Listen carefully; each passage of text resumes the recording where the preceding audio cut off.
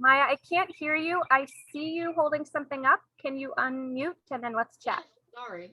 That's okay. So the gardening committee here at Friends Village put together this native plant handbook for, we started doing it just for ourselves. It has wonderful things in it, like you think it's bugs, but they're really bird food. And it has lists of invasives and lists of recommended plants. And it's really cool. We're giving them away in exchange for a donation to Friends Village. I love that. Are you doing that at a specific event or? Well, we did it. There was an event on Saturday, but we're going to be doing it going forward. There's an event in the fall in Newtown called Market Day, and we'll have them at our tabling event there. Nice. But we've already made almost $300 and we're only asking $5. Wow, that's really great. Is it mostly residents that are purchasing them or people visiting for the other events? No, other people, I mean, some residents are buying them, and but it was other people who had come in from the public on Saturday to a big public event we had here.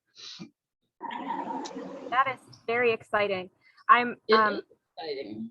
I'm quickly realizing maybe this wasn't the best idea for me because I'm so easily distracted to begin with that I am going to try my very best to stay focused on our meeting, but I hope you can hear all the fun birds and things that are happening. That's usually not a problem. I spend my day listening to them whenever I can, but when I'm supposed to be doing something else, it might not be the greatest. Oh, but we're gonna enjoy it together here. Maybe they'll quiet down. Maybe not. I was actually really bummed because until maybe 20 minutes ago, my neighbor was mowing, which is all the time happening. And so I was like, oh, I can't even think about having it outside because it's just going to be mowing and mowing and mowing. You won't be able to hear anything. And then the mowing stopped and I was like, oh, it's meant to be. We're going to try this. Great. Let's see. It is 7:01 and Susan, you're on. Yay. Although maybe this isn't Susan Coughlin because we have lots of Susan and good. Audrey's joined us. I'm here, Jesse. Oh, perfect. Good. Your picture's not up like usual. Oh, maybe it's something I have to do with this silly laptop. There you go. You are. There Okay. you are. Hi. Hi. Okay, well, we will get started because now it's 7:02. Welcome to our May 2022 chapter meeting. May 4th. Yes, may the 4th be with you. We have had just a very modest growth in the last month. We've had 4 new members. So that brings our total up to 138. Very exciting. And some of that has to do with new members being assigned to the new chapters that are forming both in Southeast PA or in PA and in New Jersey.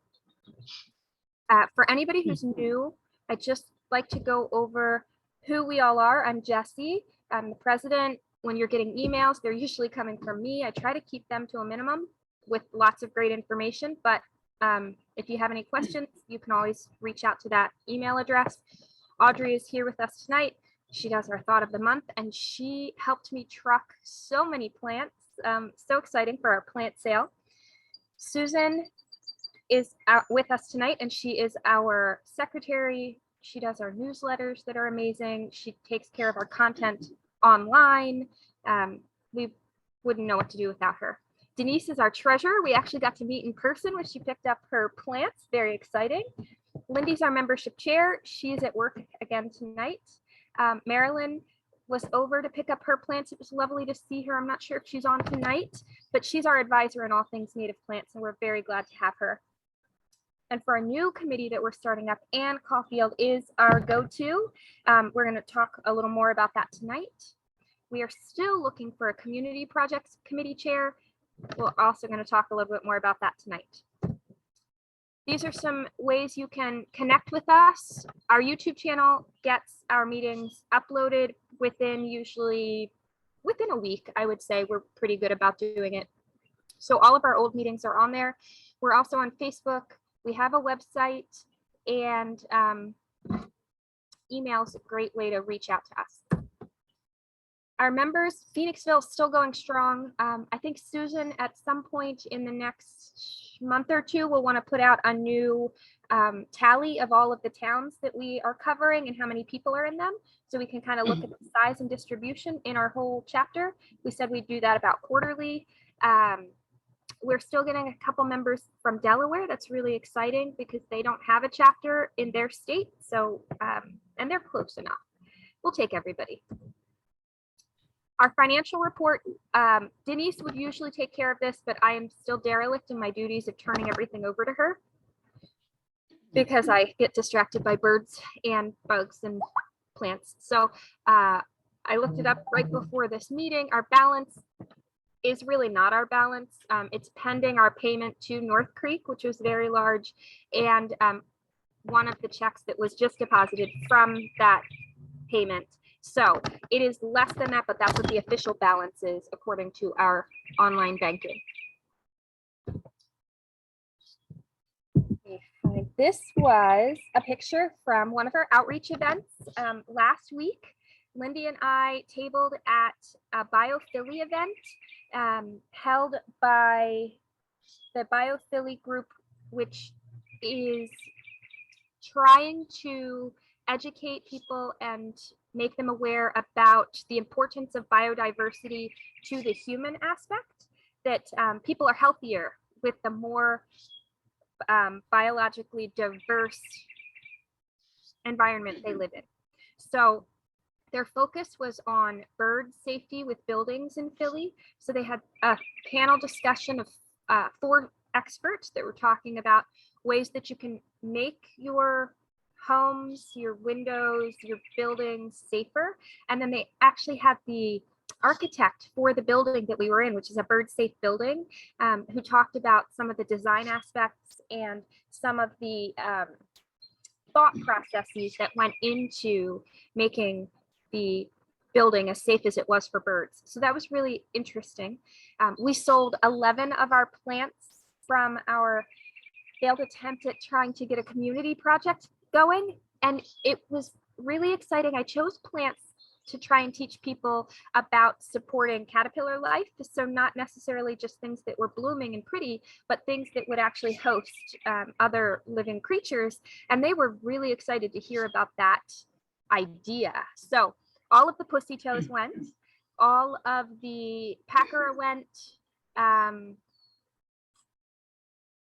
Can't remember off the top of my head what else went, but it was really nice to be able to talk to people about that aspect of native plants. And several people were at the perfect time to be getting plants because they were, just pulling stuff out of their yard. And one young couple who had just recently purchased a house and was really excited about native plants had ridden there on their bicycle, so they could only take a few plants because that's all the space they had, and that cracked me up. But I'm also, if Susan or Audrey, if you'd be able to keep an eye on the chat to let me know if there's anything that I need to address, that would be really great. I think you just need to respond to your husband, who wants credit for taking that great picture. Thanks, Justin. Oh. That horribly grainy picture, but it was like an action shot because we were in the middle of explaining something. So it was a really good idea for sure. The plant sale, amazing. 15 of our members, only 15 of our members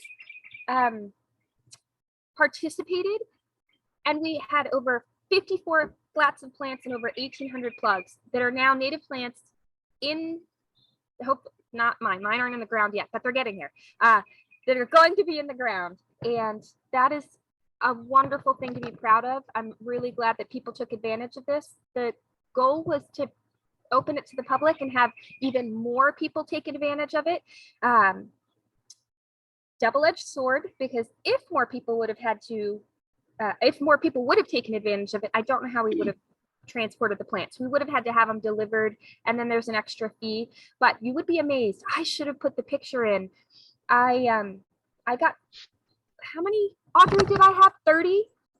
I had 30 flats in my minivan, and she had 14 in her Subaru Outback. Like, it was so amazing. And it was a fun time. Their bargain bin was sadly filled with Budlia, which I was just blown away by. Yeah, I was really, hopefully they laid there and died. They were still there. So talking about the community projects, we have had numerous attempts at connecting with organizations, public schools, public parks, local parks, those kind of things, to get plants in the ground that are chosen by us, designed by us. We educate, we want to put these plants in, and we can't figure out how to make it happen.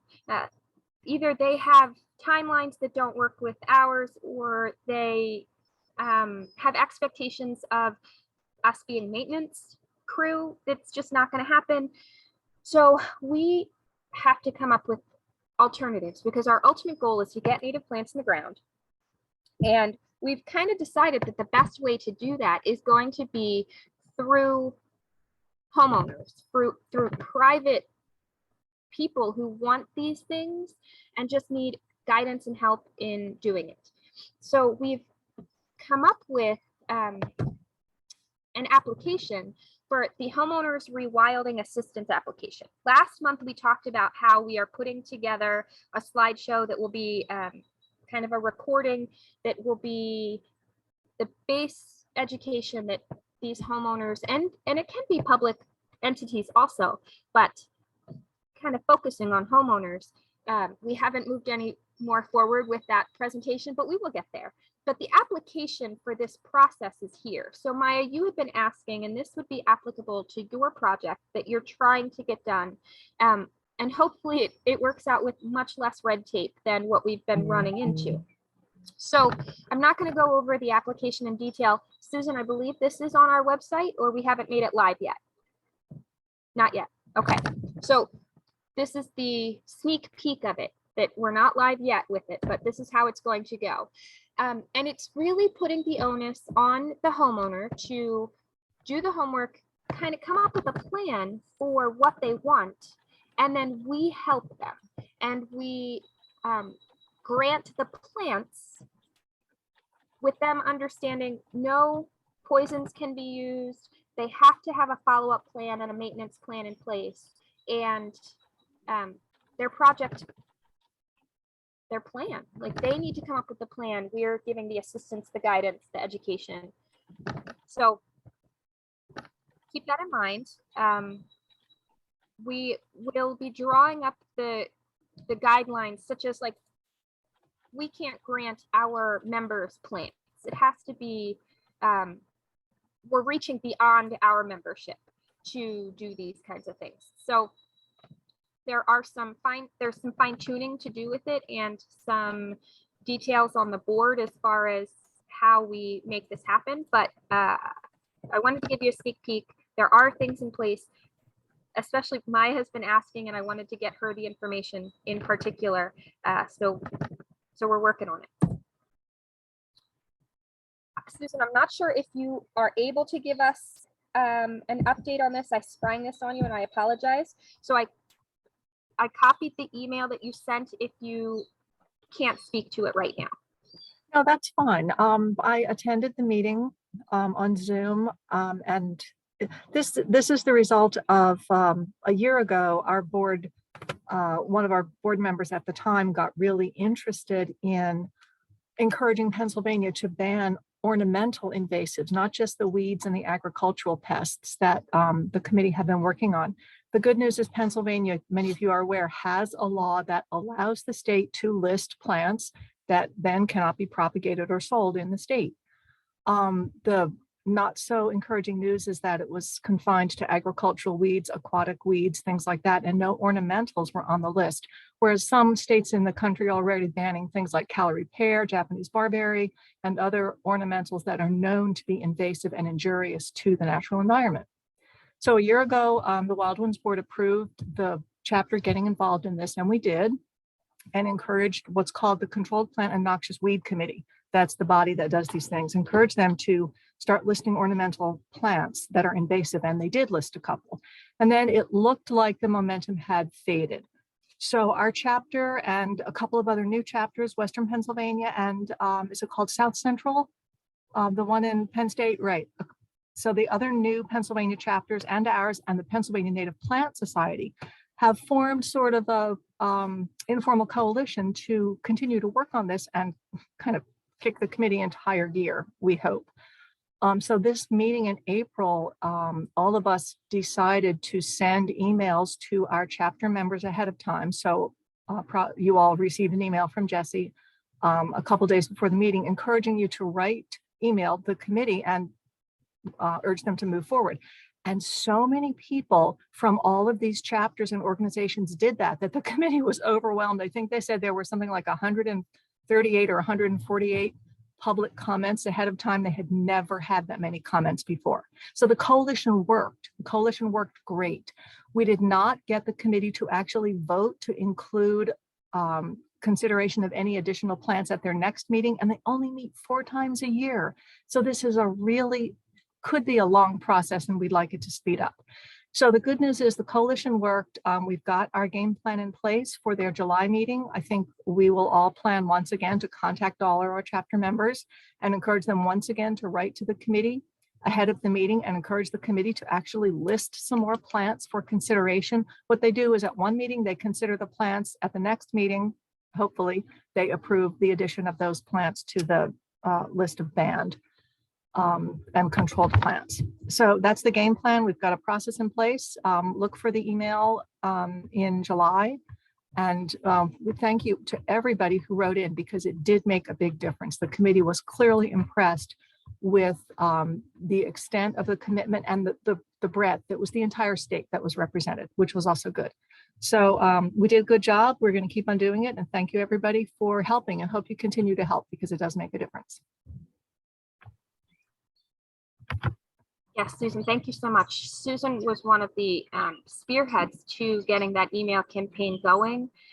Another member, Jane, I believe it was, did the drafts of the emails, which made it so helpful to be able to either cut and paste or at least give you a starting point to, if you only had 2 minutes to do this, you could do it in 2 minutes. So it was really helpful. Next time, my goal is to get it out to everybody a little sooner and give you a little more leeway. But I think I received so many responses from people who said, thanks for sending this, I'm going to do it right now, that I think that last minute thing really made people just do it right then, because they didn't have much time. So that I'm going to say that maybe helped, that I dropped the ball a little bit, but thank you everybody for taking the time to do that. Audrey, we are moving on to our thought of the month. I'm so excited about it. This month, we are talking about grasses and sedges. And I have to say, when I was first getting interested in native plants, I had no interest at all in grasses. I'm trying to get rid of grasses. Why would I want to put grasses in? But after you learn all of the pretty perennials and the pretty shrubs and the trees, and you're kind of much more comfortable in the native plant realm, then you start to appreciate all the finer details, and then you can really start to get into grasses and sedges. So Audrey, I am going to mute and have you give us our thought of the month. Okay, thanks, Jessie. Yeah, it's funny because I was just going to say the same thing. I had no interest in them either.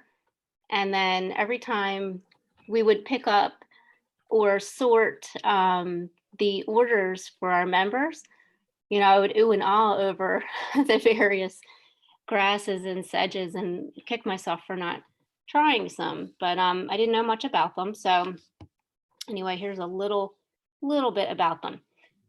Native grasses and sedges serve important functions in the landscape. They provide height, texture, color, movement, and habitat and food for wildlife. They are good for soil health, water retention, and erosion prevention, and require no inputs like the fertilizer used on turf grass. Some prefer shade and can be planted under trees, where turf grass usually fails. Many are evergreen, providing winter interest. Their seeds are important for songbirds and small mammals. Their leaves and flowers support insects. Native sedges serve as host plants for caterpillars. Insects will use grasses and sedges for overwintering. Deer, however, for you, Susan, are said to leave these plants alone. And Susan, That's you right. can tell us. Is it true? Yes, Okay, good. yes, it's true. I've never had a deer nibble the sedges. Maybe rabbits or groundhogs on the babies, but they are great plants for deer compromised landscapes. Okay, awesome. There are grasses and sedges for sun and shade. Some are low growing and could be used for borders or edges, and some grow to around 10 feet high. So we're going to take a look at just a few, four of the options because there are many. And we're going to do 2 sedges and 2 grasses. If you're looking for a low mounded ground cover, try Carex blonda, also called common wood sedge. This is a moisture loving sedge that forms clumps of shiny lime green evergreen leaves growing 1 to 2 feet tall. It will tolerate a variety of light levels from part shade to full sun. This one is good for those tricky soils like clay, rocky, wet, or alkaline. It has green flower spikes in late spring. Edge of the Woods Nursery suggests using them as a replacement for non-native liriope. Consider planting Carex blonda with spring wildflowers, ferns, or low-growing bulbs. Another popular sedge is Carex pennsylvanica, also called oak sedge. This one is also a good ground cover as it will form large colonies. It can even be used for shade lawn replacement and can be mowed if desired, but who desires that? Pennsylvania sedge is found in well-drained or dry acidic woodlands. Its leaves are deep green, narrow, and semi-evergreen, and grow to about a foot long with a fountaining habit. In early spring, it has whitish colored spikelets. And I love this description from North Creek Nursery about Carex pennsylvanica. It's happiest in the company of oaks, but who isn't? So now we'll do a couple grasses. Limus hystrix, or bottlebrush grass, gets its name from its delicate white seed head, which resembles a bottle brush that rises 12 to 18 inches above its leaves in midsummer. The white will fade to tan over the summer and fall. This is one of the few grasses that can be used in shade, though it will do better with a few hours of sunlight. It will tolerate dry shade or will take some sun if moisture is present. It is clump forming, cool season perennial grass.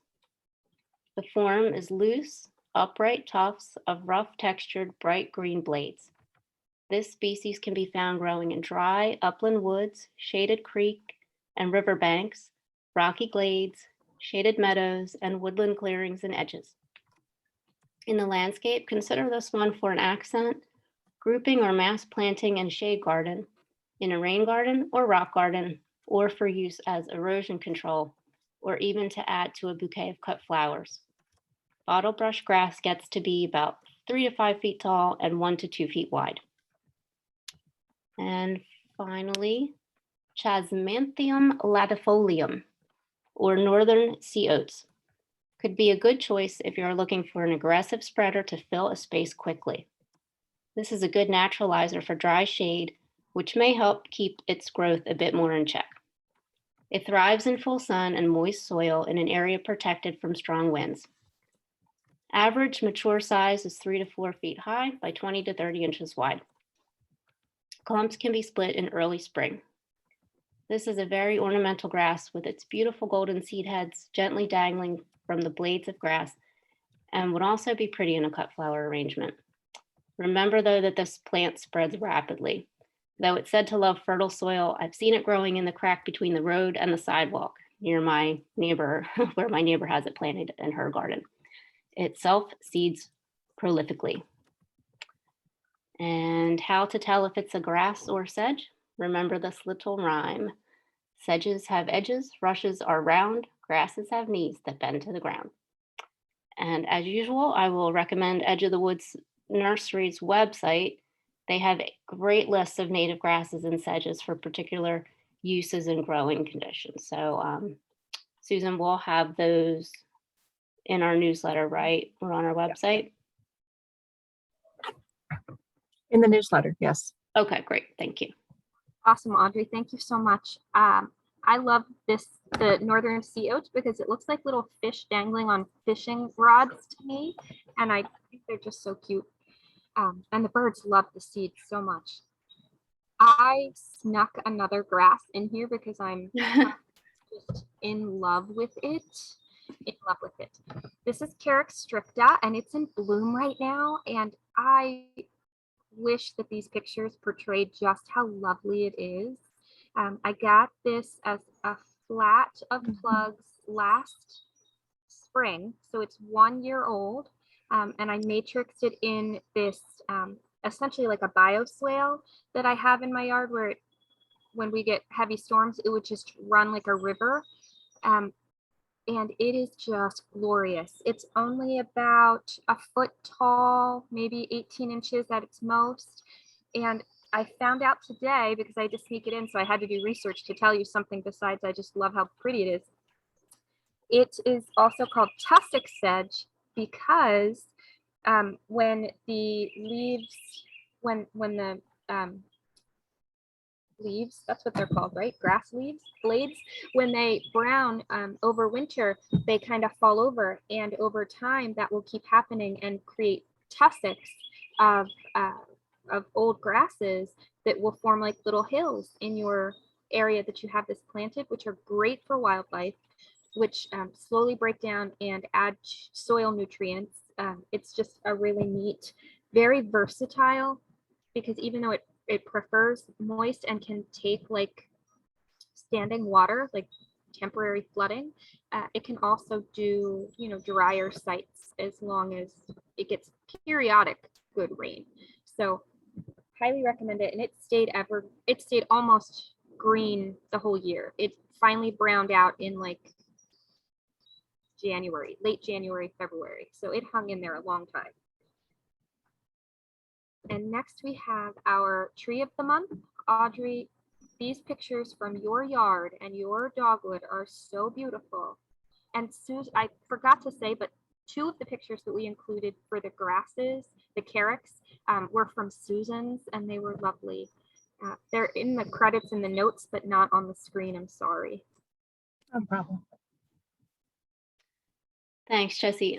It just seemed to be a particularly good year for these 2 dogwoods, and I was curious if anybody else has them. I'd like to know if it was also a good year for yours, or if it just was that these 2 were healthy for some reason this year. But they just seemed to have more flowers than usual, and they were brighter than usual. Just gorgeous this spring.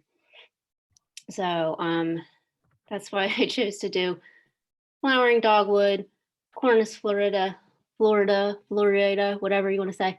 It's a beautiful tree for spring, and it's our tree of the month. Flowering dogwood is an understory tree found growing in or at the edge of woodlands. It typically grows to about 25 feet tall. Flowers bloom generally from April through May. What look like white or occasionally pink flower petals are actually modified leaves called bracts that lure pollinators to the tiny yellow flowers in the center of the bracts. Flowering dogwoods like moist, rich, and slightly acidic, well-drained soil and part shade. Full morning sun is okay, but avoid planting in a spot that receives hot afternoon sun. Because of their shallow roots and salt intolerance, avoid planting near roads or sidewalks. It's also best to plant ground covers, ephemerals, grasses, sedges, or perennials at the same time when planting your dogwood because of their shallow roots. Last fall, I planted maidenhair fern plugs under one of my mature dogwoods, and I hit the roots with almost every hole I tried to dig. The plants I did manage to get in the ground did not survive the winter. So I would definitely recommend planting them all at the same time. And I also would not recommend planting too many shrubs around your dogwood because proper airflow is a must, as dogwoods are susceptible to powdery mildew and anthracnose. Flowering dogwoods can be found growing with oak, sassafras, tulip poplar, sugar maple, beech, pine, and persimmon trees. Dogwoods support songbirds. Did I say dogbirds? Dogwoods support songbirds by supporting many kinds of insects such as aphids, leaf beetles, sawflies, borers, and spittlebugs. Native bees and pollinating flies are attracted to the dogwood's blooms. Dogwoods are a larval host for spring azure butterflies. Ruffed grouse, quail, turkey, squirrels, chipmunks, mice, skunks, fox, bear, raccoons, and beavers enjoy dogwood berries. Deer and rabbits will browse the twigs and foliage of young trees, so protection is necessary when planting. Fall leaf color is a beautiful red-orange to burgundy, and the trees have red berries. Flowering dogwoods are an excellent source of nutrients for the soil as their leaves decompose. In fact, the leaves are mineral rich and break down at a rapid rate 3 to 10 times faster than other tree species. This makes them a good choice for improving soil quality. And one final note, be careful not to plant the non-native Asian Kusa dogwood. This tree is said to disease our native dogwoods, as well as all the other things that we know that they do. So that's that. Awesome, Audrey. Thank you so much. I have a flowering dogwood that was gifted to me, and it hasn't bloomed yet. It's very young. But with these pictures that you found for us, I now know if when it blooms, I'll be able to tell which one I was gifted. I was told it was a native, but she was like, it could be a Kusa baby. I'm not sure. So I'm waiting to see what I have to do about it once it finally flowers. Yeah, the Kusas are beautiful as well, but just, wrong plant for this place. Okay, so I found this little picture diagram somewhere on Facebook, and it was perfect. I think that Master Gardeners or Penn State Extension, someone developed it, and it is amazing. And I thought that it would be the perfect little reminder right before Marc is going to tell us all the great things that we need to do to plan and design our yards full of native plants. How not to kill all the things that we're going to put in once we do this. So it talks about, siting the plant, not inhibiting its root growth, not mowing right up against it, not tipping the tree where you try and make it shorter by cutting off all its top branches, not girdling the limbs by hanging things you're trying to help with, like birdhouses or bird feeders, not painting over cuts that you make, whether intentionally or not unintentionally. It just covered so many things that I really liked this picture, and I'm sure that I've probably done any number of these things unintentionally over the years. So to see it all laid out in one big don't do any of this picture, I really liked. With that in mind, I'm going to introduce our guest, Marc. As a master gardener of the Penn State Extension of Montgomery County, Marc Radell has volunteered more than 5,000 hours conducting educational outreach about eco-friendly gardening, native plants, and attracting wildlife. He lives on a 4.5-acre property where he has established native plant communities in meadows, ponds, and wooded areas that have so far attracted 144 species of birds, 49 species of butterflies, 24 species of mammals, 21 species of dragonflies and kin, and 14 species of reptiles and amphibians. Before his retirement, Marc worked as both an environmental attorney and planner, and I'm so excited to hear your presentation tonight, Marc. Thank you so much for coming. Thank you. Let me share my screen here.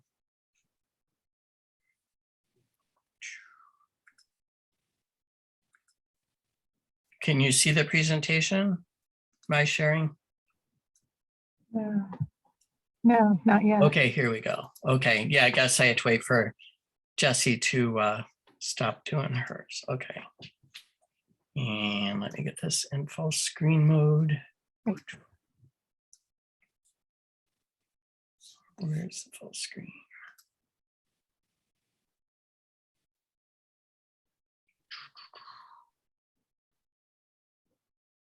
Sorry, I gotta find the full screen mode. Full screen mode. Boom. There. Can everyone see the presentation okay? Okay, okay, good. All right, so we're going to talk about designing, the native plant garden, naturalizing your home landscape. And it's funny that Jessie read that because I have 2 new bird species this spring. So now I have 146 species because yesterday I had a record day of birding, 62 different species of birds on my property, which is due to an incredible, spring migration. But my point is that the proof is in the pudding when it comes to, planting natives, which I know I'm preaching to the choir, and that's wonderful, but also the idea of naturalized landscaping. So it's not just how that you have native plants, but it's also organizing them in a way, based basically kind of on natural native plant communities. So then that way that maximizes the health of the plants and also creates the best habitat for birds. And these are just some of the different bird species that I saw on my property yesterday. So what we kind of do with native plant gardening is we almost turn traditional gardening on its head.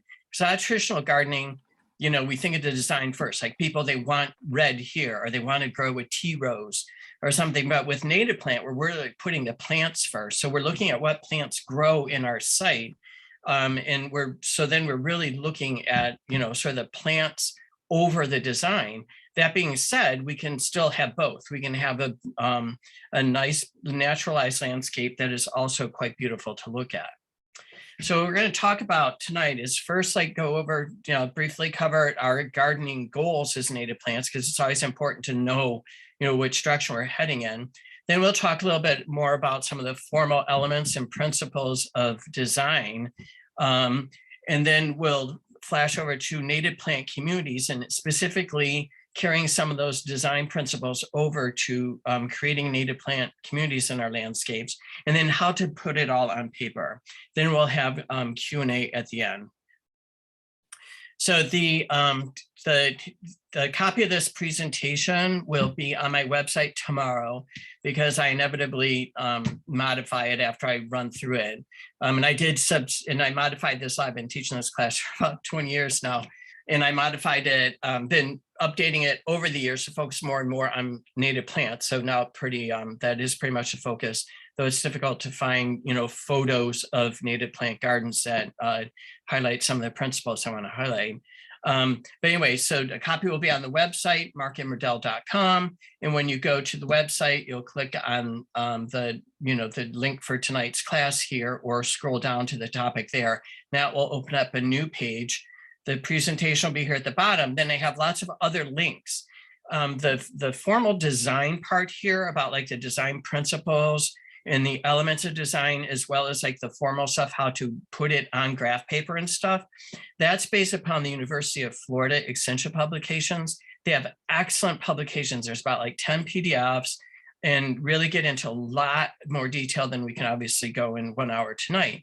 So I really recommend looking at those if you want a lot more facts on this.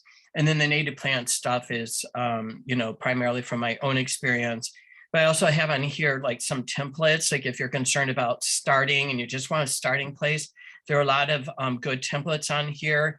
Wild Ones has some templates as well, not specifically for Pennsylvania, but I think the closest is maybe Massachusetts. But anyway, so there's some really good native plant templates on here for starting point if you feel more comfortable starting that way. So what's important to remember when we go through the things tonight is that we're giving you tools. These aren't edicts there is good design and bad design. What makes you happy is a good design for your yard.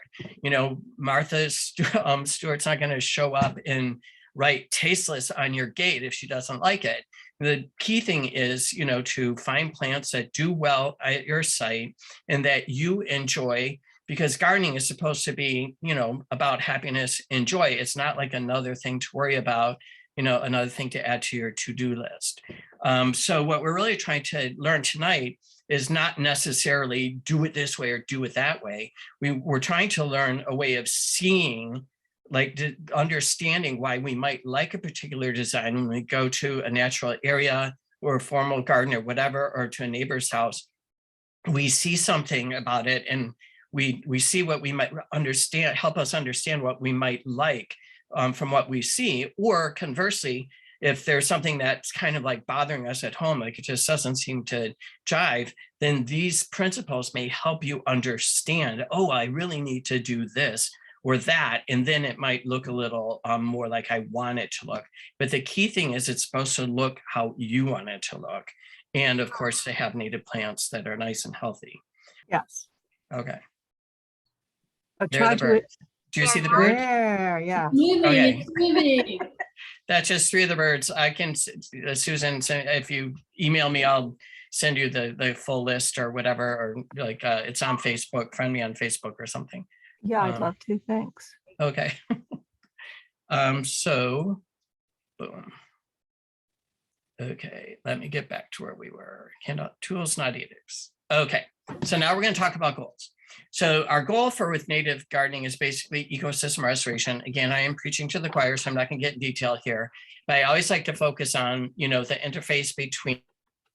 Okay, so the interface between the, the primary consumers and the plants, which produce all the, energy. So that's a key interface here. And this is what we're designing, is this above ground part.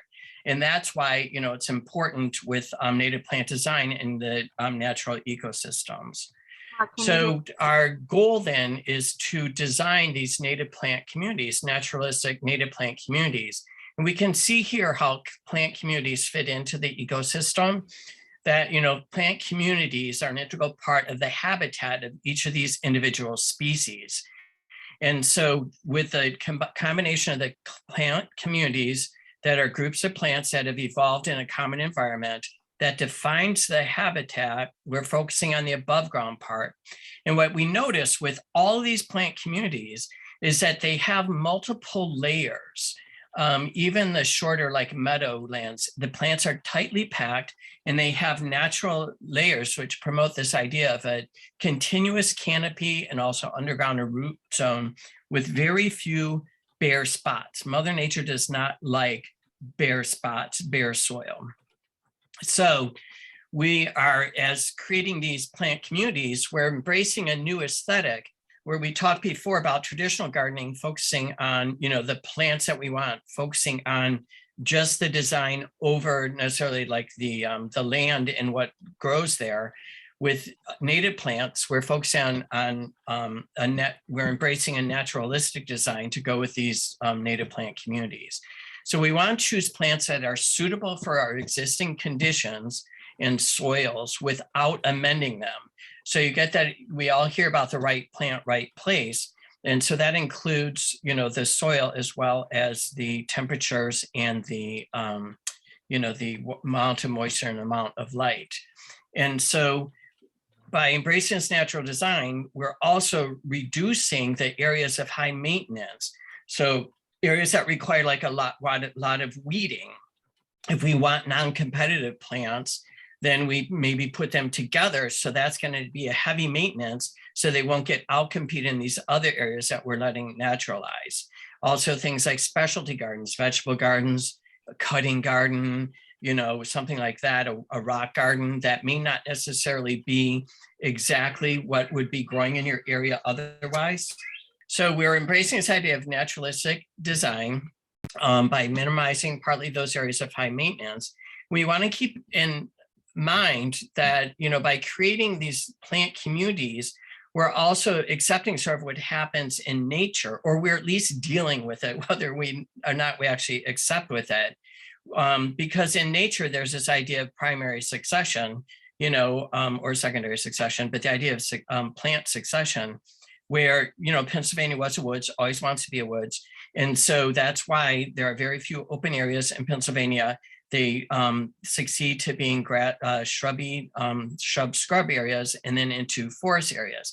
So when we can either keep that in mind when we design, you know, in fact, if we want to ultimately design a plant, you know, something that will be forest now, we can start with the meadow, intermingle some shrubs and trees, and as they get larger, introduce the shade things ourselves. Or we can sort of like freeze that succession at a particular plant, you know, point in like by removing woodies from a meadow thing or something. But we want to recognize that change is a natural part of native plant communities. And we either go with the flow or we figure out how we're going to deal with it. And so ideally, you know, the most of our property that we can, the greatest area, we let become a natural plant community and evolve as it normally would, succeed as it would. And then we minimize the areas that we are going to actively maintain, say like as a meadow area or something like that. So we're accepting also the idea of sort of like randomness, that some plants are more aggressive than others, are going to be elbowing them out. So if we want those non-aggressive plants, maybe we put them in an area where we're really going to actively weed. And then also you may want to deal with like, if plants need certain protection from herbivory, like we talked about deer, if you need an exclosure or to apply some kind of repellent, then you minimize that area, put those plants together.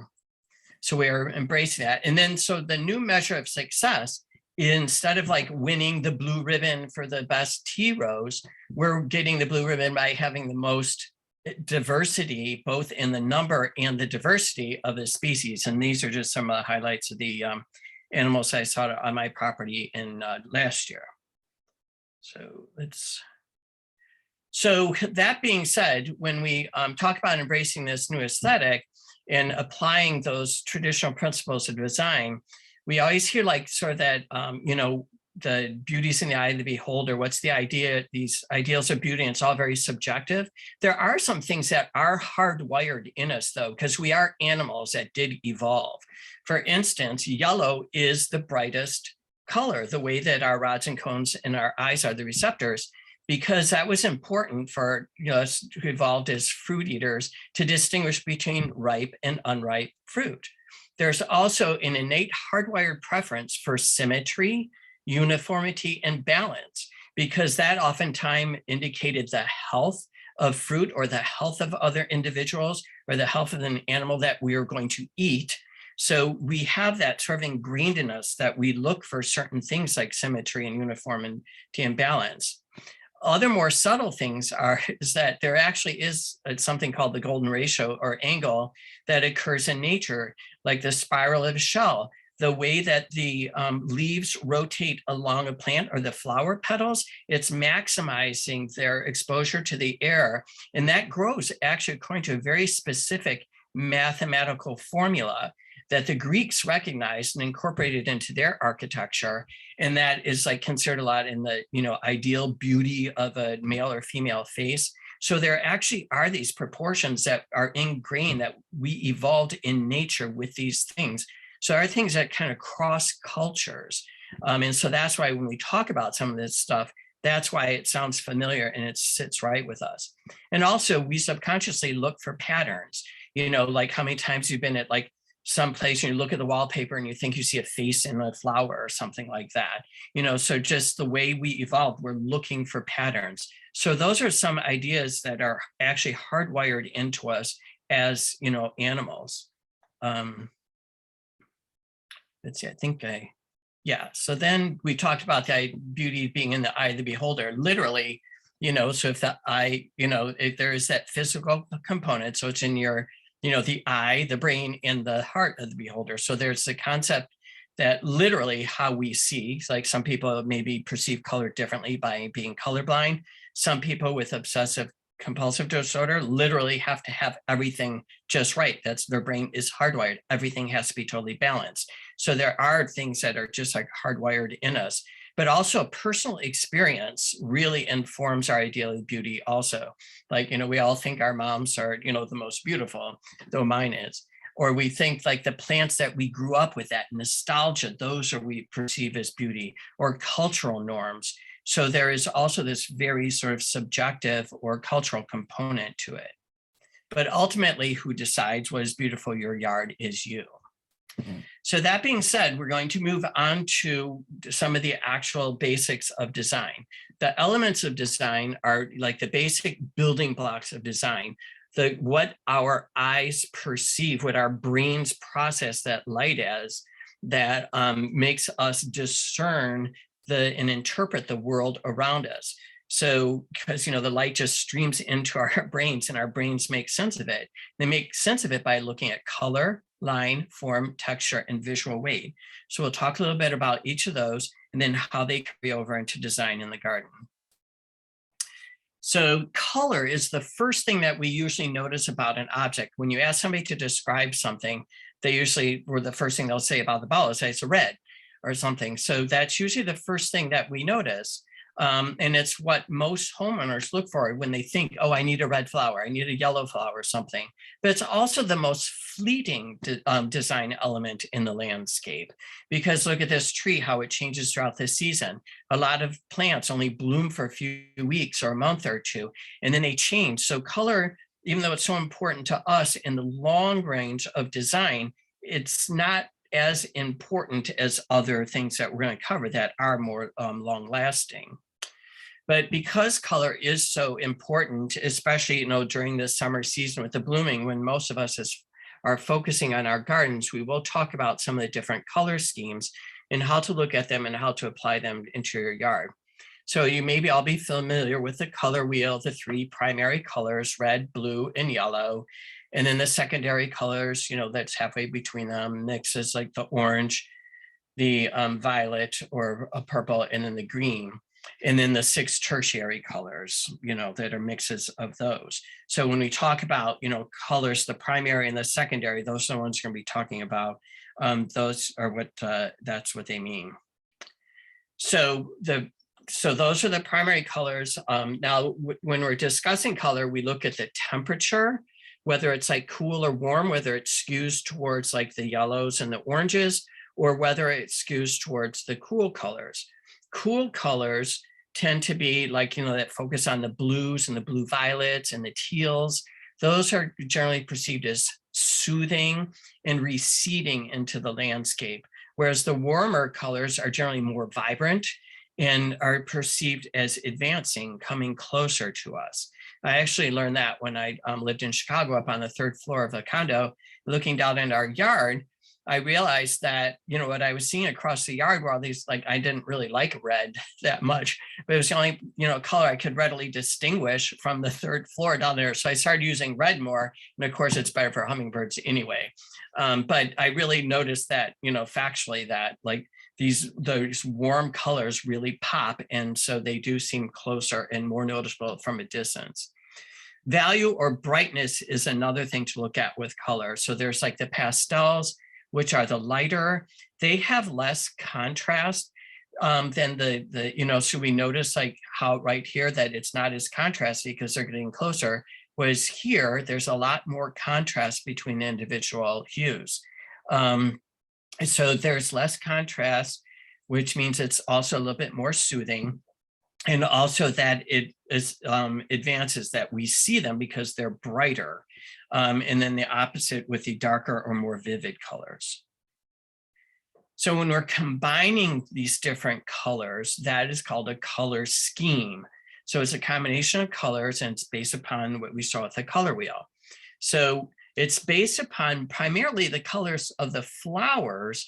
When we go, we think of the colors of the flowers, but we actually, because most of the foliage is green, it's sort of like the blue jean is for dress, that, for clothes that we're so used to blue jeans, we barely don't even think of, how they factor into the other color of the outfit. It's the same with the green. We're just so accustomed to that, or to the brown of the trunks, that we barely even think of that when it comes to the color scheme. But in reality, it's the foliage that's going to be lasting much longer. So other factors besides color are going to be a little bit more important in long-term design. We're also looking at the color of the foliage. So it's not just the flowers, it's also the foliage and the trunks.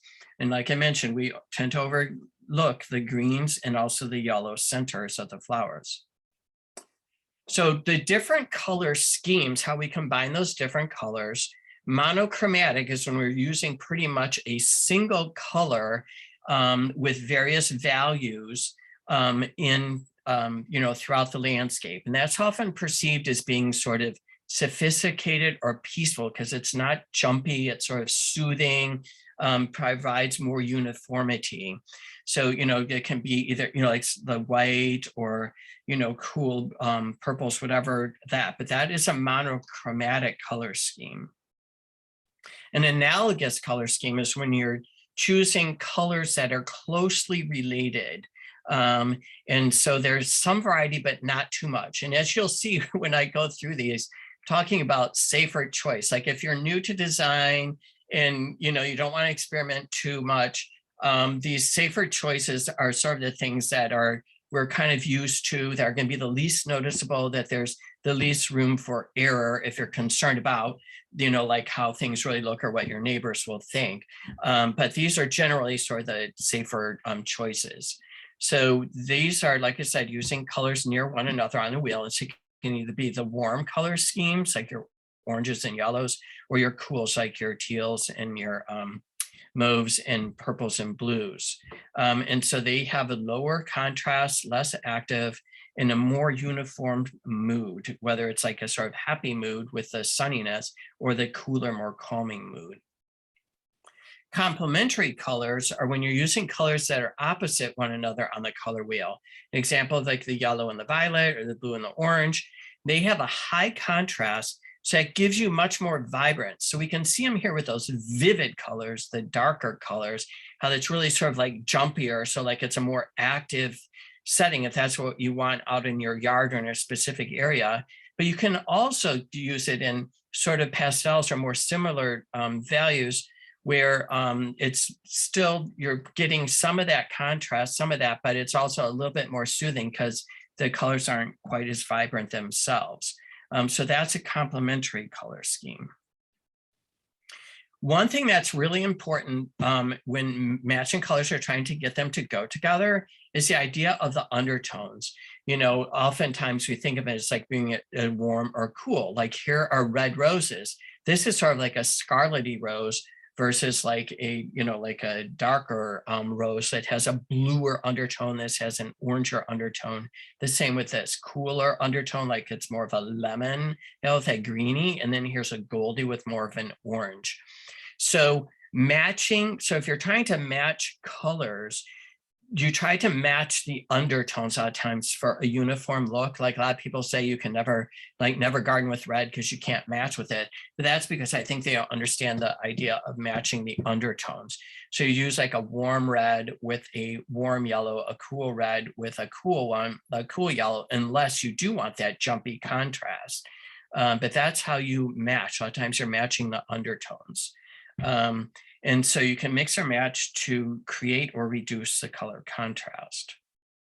Now, when we're using color in the native plant landscape, so that was some of the principles of the color. So when we're actually like using it, remember that with the native plants, we're trying to work with straight species with unaltered color because that's how it evolved with the native wildlife to recognize it. And they do use their eyes to recognize plants. They do go by color, they go by shape, all that stuff. So if you want to, there's two factors. If you want a purple flower, you go for a natural purple flower instead of a flower with like a purple cultivar of a flower that's really a different color. Then also, even within that, you go with the natural purple that it is.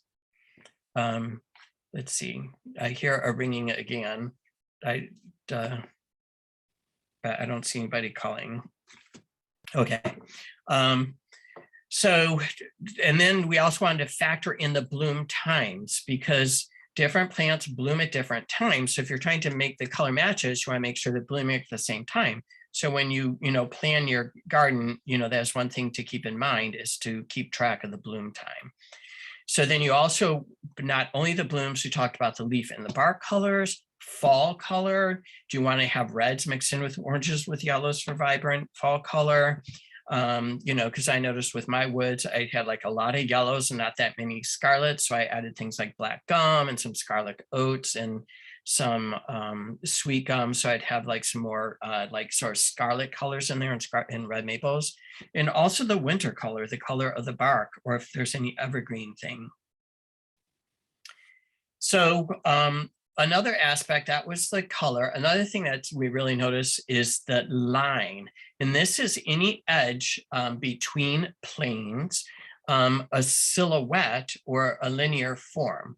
So here's like a plane, you know, the side of this hedge here, and here's another plane, the you know, the ground. So here's like what would be think of as a line here, or a line up at the top. Or these are linear forms, the trunks of the trees, where the form itself is long and thin like a line. So lines are basically what form, you know, define all the shapes and the patterns and lead your eyes to an object, how these lines lead our eyes toward the middle here. So lines can be straight or curved. They can be horizontal or vertical, and they can be created by either the plants or the structures, you know, the hardscaping like the chairs. So the lines to focus on in landscape are generally the bed lines, how we actually lay the plants out, the hardscaping lines, like the shape of our patios, our walkways, any kind of, you know, other hardscaping element that we have, and the plant lines, so the actual plants themselves, whether we're planting them in rows, whether it's like in a curved line, and then the line of the shape itself, the plant itself, especially like the vertical line. So that's what we mean by lines. And so these straight, hard edges create a formal look, whereas the softer curved edges created a more natural look, because this is like what is found in nature. So then when we're planting this, like with our native plants and our naturalized landscaping, we want to use more soft curved edges as opposed to these straighter things. And I've really noticed this, the importance of this with the gardening, because I've been gardening with native plants for over 20 years now. When I first started doing sort of like traditional gardening with, you know, design with just like sort of substituting native plants for non-native plants, but still keeping real traditional, I didn't have anywhere near as much wildlife as I do by like really imitating the way native plants grow in nature. So the corollary with line is form. So it's basically 2 or 3 dimensional lines. So it's any shape that encloses a space or a mass.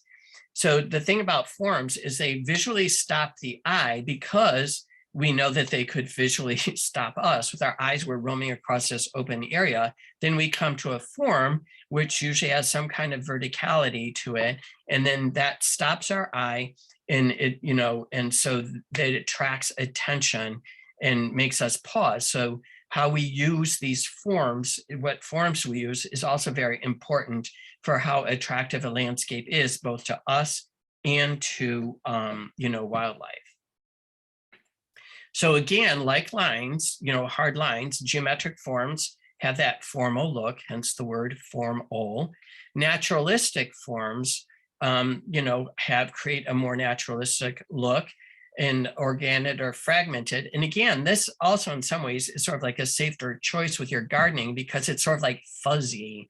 So you don't notice, like if you're doing this hard look, you have to be like really symmetrical, really maintain it. So this is a little more complicated to get right. You know, when you're starting out, and not only is it better for, you know, the native plant approach, it's also better for to start with, you know, for a newer gardener, because it's easier, more forgiving visually. So vertical forms create you know, obviously they create height, but they also define the rooms. Like that's a sort of a popular thing with design, the idea of having these different rooms, these different areas. It's the verticality that creates these rooms. And what can be interesting is it does not have to be so high that it actually blocks you, like you can't see over the wall here. So that really is an enclosed space. It can also be just high enough to think that you have to like sort of pause there, but then you can also maintain a bit of openness, but still have that room look. Whereas horizontal forms have more openness and width, so there isn't quite that feeling of intimacy. So it depends really what look you want to go with. This is definitely more natural when you're using these softer forms. And we want to use the natural growth forms of the plants whenever we can. Instead of pruning and shaping, we need something tall and narrow. Find a plant that's naturally tall and narrow. It makes design easier, it reduces the maintenance on the pruning, and it promotes a natural look because it's the way the animals are used to seeing the plants. Texture, I think texture is one of the most important parts of garden design because it's one of the most lasting. Talk about color being fleeting. The leaves are there way longer than the flowers. So that's really texture, I think is a really key thing, especially if we're doing things like meadows and woodlands, where there may not be like long bloom periods for individual species. So that is either coarse, like we see here, like this would be considered a coarse texture where the components of it are large. So the texture is like the surface quality of the form. So this would be a large, this would be like sort of finer, and then medium would be like the tree like this. So with the fine texture, you barely notice the texture, it's so uniform. Here you notice a little bit more, but when it's coarse, it's really noticeable. So it can be either the leaf size or the branching habit that defines the overall texture of a plant. So we mentioned that texture was more lasting than color. So the fine texture lets your eye move past the form or focusing on the form and create a sense of openness, whereas like the coarser texture stops your eye, you get drawn into there. So that's why this coarse plant, we notice it right away. That's like the focus plant. And so in this type landscape, so it creates, you know, the textural interest. So using a variety of textures like this, we have a real intermingling. That's a more like sort of peaceful look than having this contrasty texture. And it's also, again, it's sort of a safer starting choice because it's, you know, it blends in more. So it's not quite as important to have everything as maintained and meticulous. Another component design element that we notice is the visual weight of an object. So some objects, just by their sheer mass, they're unusual, the form, or even the contrast and something different. They have a different visual weight, or they could be brightly colored or something. So here's an example like of a massive tree, or here are these massive plants. And then, but the chair, because it's so different, it's the only sort of artificial form here that also has, and it's isolated, that also has visual weight. So we usually tend to use these weighty visual things for like our sort of our focal points, or our specimen plants, or our focal points. So in a naturalistic design, it's better to use a natural object as opposed to hardscaping as your visually weighty object. And it's also, again, sort of the safer choice because it's something that's natural and organic that we're sort of more used to seeing than some hardscaping object that, you know, people could be a little more critical of. So those are the basic elements of design, like the building blocks. Then how we put them together is like into the how the principles of design. So the elements versus the principles. Now we're going to apply those using the principles of design. We're talking about proportion, order, repetition, and unity. So proportion is, what we're probably used to thinking, the size of objects in relationship to each other. And the scale that we inherently use is the size of a human being, or something familiar, the house or whatever. So it's usually that we think of things in terms of the scale of a human being. So it's a comparative measure, proportion, how things are comparatively measured to us or any two objects that are near each other. So when we use proportion, we want to think about the relative proportion of the people, the plants, and the structures, the three components, the people, the plants, and the structures, and how they go together. So when the objects are larger than us, larger than humans, that is awe-inspiring or awesome, because in a way it's a little bit fearful too. It can be majestic and awesome, but if something's too close, it can also have an element of danger to it. So we have to be careful using objects that are larger than us, that if it's up close, if it makes us feel overpowered. Obviously something like a wood, you can temper that by, you can temper these large things by toning them down with smaller things to bring it down. See how we have like the layers coming down? That would be considered a sort of more naturalistic, design there. So when we design, we want to keep that in mind, that, that these larger things are more intimidating. And we also want to keep in mind the full size, the mature size of trees and other plants when we plant, not only for the growth thing, but also for the design. So it's not only the health of the plant, but it's also the design. Like this tree that close to the house is not like totally overpowering that small house. So in addition to that, we also have the concept of order, which is the organization or the layout of design. In a way, it's almost like order versus chaos. It's like what brings order, the harmony to a design. So it's achieved a lot through balancing the different design elements. So we're trying to, usually along a viewing axis, some central axis, we're balancing it either equally or, totaled with symmetry or with asymmetrical. So with symmetry, that's sort of like the safest choice, the most traditional choice. My mom taught art and design, and she always used to say, when in doubt, go with symmetry. You can't go wrong with symmetry. If you don't know what you're doing, go with symmetry. Where you have equal things on, equal sides. So you have, and it applies to color, texture, form, line, everything, all those design elements that we're talking about, are important for symmetry. And here we're looking at like, here's your point of view walking up that sidewalk. So this is the symmetry is based upon that sight access.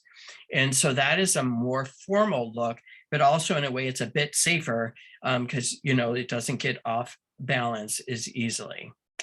Asymmetrical balance is more complicated, but I find ultimately more rewarding. And that's when you are sort of like, like here we have like, these heavy things here, and we don't have them exactly reflected here, the exact symmetry, but we have two heavy objects over here balancing these, a row of similar heavy objects here. We have a couple distinct heavy objects here, but it balances out visually because the visual weight is pretty much the same. And you think of it almost in terms of the volume of space that it's occupying to doing the, when you're doing that unequal, balancing. And it is a less formal look, but ultimately I think it's more pleasing and more naturalistic. But what's really important when you're thinking of this concept of balance is what your access is. It may not always be a physical feature like this walk. Like right now, we're standing over here somewhere, looking down the center, but your walk here would be quite different. And in fact, it'd probably be imbalanced because you'd be so close to those large objects. So that's another key thing. And we'll look at that as what your point of view is, because that determines so much in what is, balance and with our design. And then perspective balance is basically like the foreground versus the background, that putting the weightier objects towards the back visually balances with the smaller objects toward the front, because our eyes tend to try to think of things in the same, our brains try to think of things in being the same size. So we're pulling those, we're making those larger objects, look smaller because they're farther away. So it provides more balance with the actual closer objects that are smaller. Another really key element, I think, is repetition. When you want like harmony in your design, is the repetition, and it can be in form, color, texture, line, anything, but it really creates the rhythm in the landscape. Here we have, not only the pink, but the texture, and then this texture is repeated over here, the spiky texture and pulled in here. And then this the more open sort of, like a medium texture. So we have texture and color and shape that are all being repeated for this idea of creating a harmony or a flow. And so simple repetition is when you're repeating, like the same colors at uniform intervals, the same shape at uniform intervals. So it's more formal, but it's also a little bit safer because you don't have to calculate as much. If I just put the same thing every few feet, it's going to perform, it'll have this regular rhythm to it. Varied repetition is more naturalistic.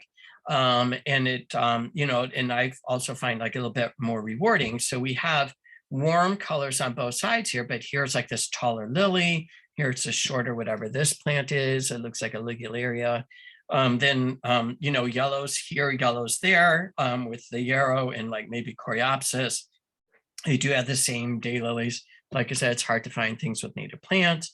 But you get the idea that you are repeating things across the central axis here, but they're different. It's not exactly the same. There's some repetition.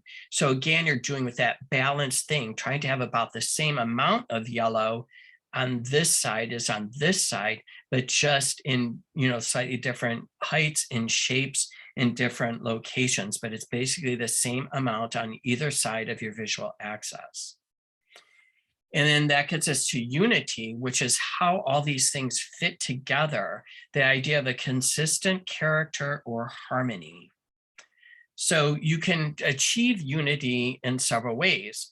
Some ways you can have a visually dominant thing so you don't notice everything else because everything else kind of sits in the background. It necessarily is like uniform because there's only one thing to be looking at.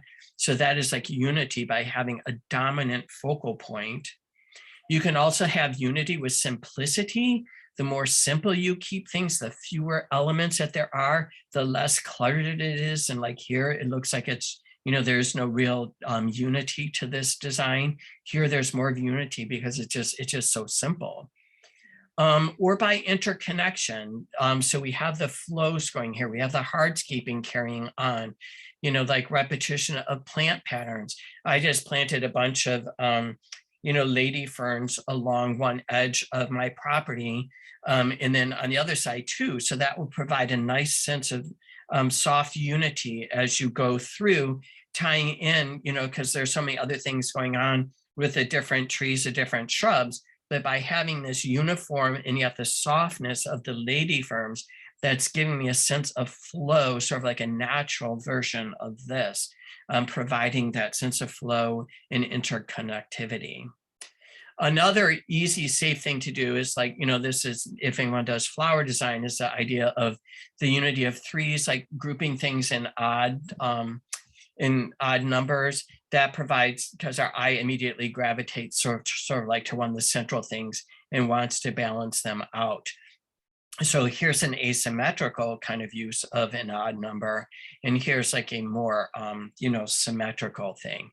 But that's also sort of a safe thing to do, is to plant in odd numbers, at least up to 7s, because then after that, our eyes just don't process it as much. And that's important too with container plants. Another simple idea of unity is by having a theme, like a color scheme, a fragrance, some like unity to your garden. For us, it could be like natives, or like a pollinator garden, but that also can give you a sense of unity. In addition to those design elements, there's also these sort of other idea of the unity by theme. Now, how are we going to put it on paper?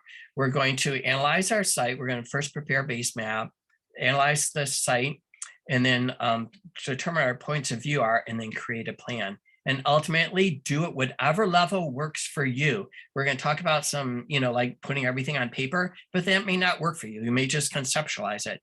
This is stuff for you to just like think about. You may sketch on the back of a napkin.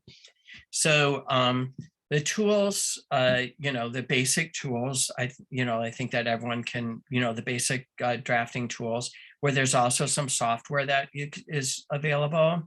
So you want to prepare a base map of what is actually there, especially hardscaping and trees, things that you cannot change easily. Sometimes you can start with an aerial photo if you have a larger property, or just to get an idea even of your yard, get it off Google Maps or something. And then, that can be a good base map. And then once you have it complete, make copies, because once you start making it up, if you want to change, it's easier sometimes to just start over. So you make your base map and then you make copies of it. So here are the different features that you have on your base map. All the, like I said, the things that primarily either want to keep or things that are difficult to change. Then you want to, on the base map, you want to really make sure that you track your site conditions. And this is really important for the native plant gardening because we're trying to match our plants to our site conditions. So you do this inventory by walking around, and you assess your site conditions and you figure out what's good, you keep it, and what's bad and what you want to change. For your site conditions, we're talking about like you want to document your soils, your soil types, your soil conditions, the flow of water, any drainage issues. I'm going through this kind of fast, but the presentation will be on the website, so you can look at it at your leisure.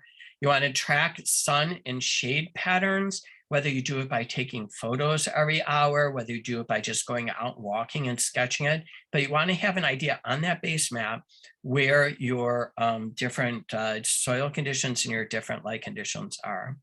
And this is really important, that the idea of the point of view. Where will your garden be viewed from when you're talking about design? Are you going to be looking out the door? Like I make sure like all the major viewpoints from my house, it's a nice view, like from my kitchen window, because I spend a lot of time in the kitchen and at the sink, looking out in the yard, or like from my office, I have a stand-up desk, I look out the window. So what do I see from there? So your points of view are where out in the yard. Is there a favorite bench that you sit at? Where are you going to be entertaining from? Those are the viewpoints. And we're talking about things like symmetry and unity. You want to be designing it from your viewpoints. So each line of sight is an axis for design balance, culminating in a focal point. So that's one way to create these design axes, is to have the focal point at the end of it. So you could have a water feature here, like maybe some hardscaping feature here. And this is one viewing area, your bench looking out here. This is a design axle. This is another design axis. Same here, looking out at the house, at this tree, or looking out at this flowering shrub. Where do people view it? Coming up on the sidewalk? That's an important thing, perhaps. Or people pulling into your driveway. So these are all things. Where is it going to be seen from? So you stand here and get an idea how it's going to look from each of these different areas. So focusing on your views and your activities, you're also incorporating these into your design. So it's not just where you're seeing it from, it's how you're going to use that space. You need play areas. Do you have good or bad views that you need to correct? Where are you going to be looking at things from? What use are you going to be making of it? And here's sort of a checklist of all the different things that you want to have on your base map and you want to consider. Then once you have your base map, you want to look at design changes. You want to document any changes. So you either keep this view, you change this, you add color here, you need lower plants here, you document on here all these desired changes. Again, how many steps you do is up to you. This is the concept. Once you know what the changes are, then you look at what plants you want and are going to fit in that site. those are totally different classes. These are some resources for you to look at, but that is the next step before you start really planning things out. You have an idea of what you want to plant. Then you start thinking about creating plant communities within those areas that you've defined, where you've mapped things out within your areas of the soil, similar light conditions, similar moisture conditions. So here are some guiding principles for native plant design. Chunky shapes provide the greater area of habitat than narrow shapes. So they're generally better than narrow shapes. Though narrow shapes, if that's all you have, it's better than no native plants. If you only have a strip along a fence, that's great. Those can provide important travel corridors. Or if you have a strip on your side and a neighbor has a strip on their side, you could have like a nice, wider place. But generally, if you have total freedom, you want to go with blockier shapes with curved boundaries. We can see here our little turtle, like approaching this one, there's all these nice little entry plates here, and we're thinking both vertically and horizontally. So there are these nice entry points here, whereas you come into that straight line, he wants to keep walking here because it doesn't look like there's a good place to enter. Similarly, once he's got his little resting place here in the middle, walking out to look for food and staying where it's safe, here's the same distance in a blocky shape. You can find a lot more plants, each of these dots, to nibble on, whereas here he's going to be out in exposed areas more. So animals tend to prefer these blocky shapes for habitats. And you also want to try to avoid hard straight lines and vertical edges. So those curved edges provide more entry points, and they're more natural design for us as well visually. And you always consider the sight lines and the viewing locations when you doing your plan there. Another factor with the plant communities we saw was the importance of layered heights. That it's, you can get more plants in, so you're having this continuity of canopy and below ground. Spacing the plants for a continuous canopy also prevents erosion more, and also gives less sunlight for weed germination. And you want to plant multiples of each species in interconnected drifts. So when you have multiples of each species, you're having better cross-pollination. Even if that means having fewer plant species, it's better to have, healthier plant communities, multiple plants of each species that can actually reproduce and produce the fruit and the seeds and everything, and have more vegetation available for the animals to consume than it is to have like a ton of like a specimen garden where it's just like a ton of different things, but very few of them. I always think of this idea of yin and yang planting in interconnected drifts. So you have like one mass of plants here meeting another mass, tapering off, and then dotting, one or two of each plant into that mass of the other ones. So it's just sort of a natural continuity. So you also want to, we talked about like planting high maintenance plants together, so reducing those active areas. And then it's also better to have smaller areas of good habitat than to have larger areas of mediocre habitat. There's lots of mediocre habitat already. Suburbia is mediocre habitat. So what animals need is good quality habitat. So it's better to focus on smaller areas. And also for that reason, it's better to keep, like, not to mingle. If you're going to grow non-native plants that aren't necessary for food, don't put them in with your native plants. Have them in their own little separate tiny area, and then have your native plants together in a really good quality environment. Because if you mix in your non-native plants, it's going to be just like our natural areas, which unfortunately are now like about 37% non-native plants in the Pennsylvania natural areas. So you really want to create as much high quality habitat as you can. And we talked about keeping succession in mind, anticipating change, and including communities at different stages. I like to think that, since Pennsylvania was all forest at one point, trying to keep most of it forest, and then, then shrub scrub would be the next, and then the smallest would be these open areas, because those were the least common in natural Pennsylvania. And then specialty gardens like water gardens, rock gardens, whatever, they can be a subset of any or all of those. Also plan for 4-season interest. It's better for you for design and for the animals. If you have like continuous bloom times, the different like leafing times, think of the different colors, the textures and the layers that will occur throughout the season.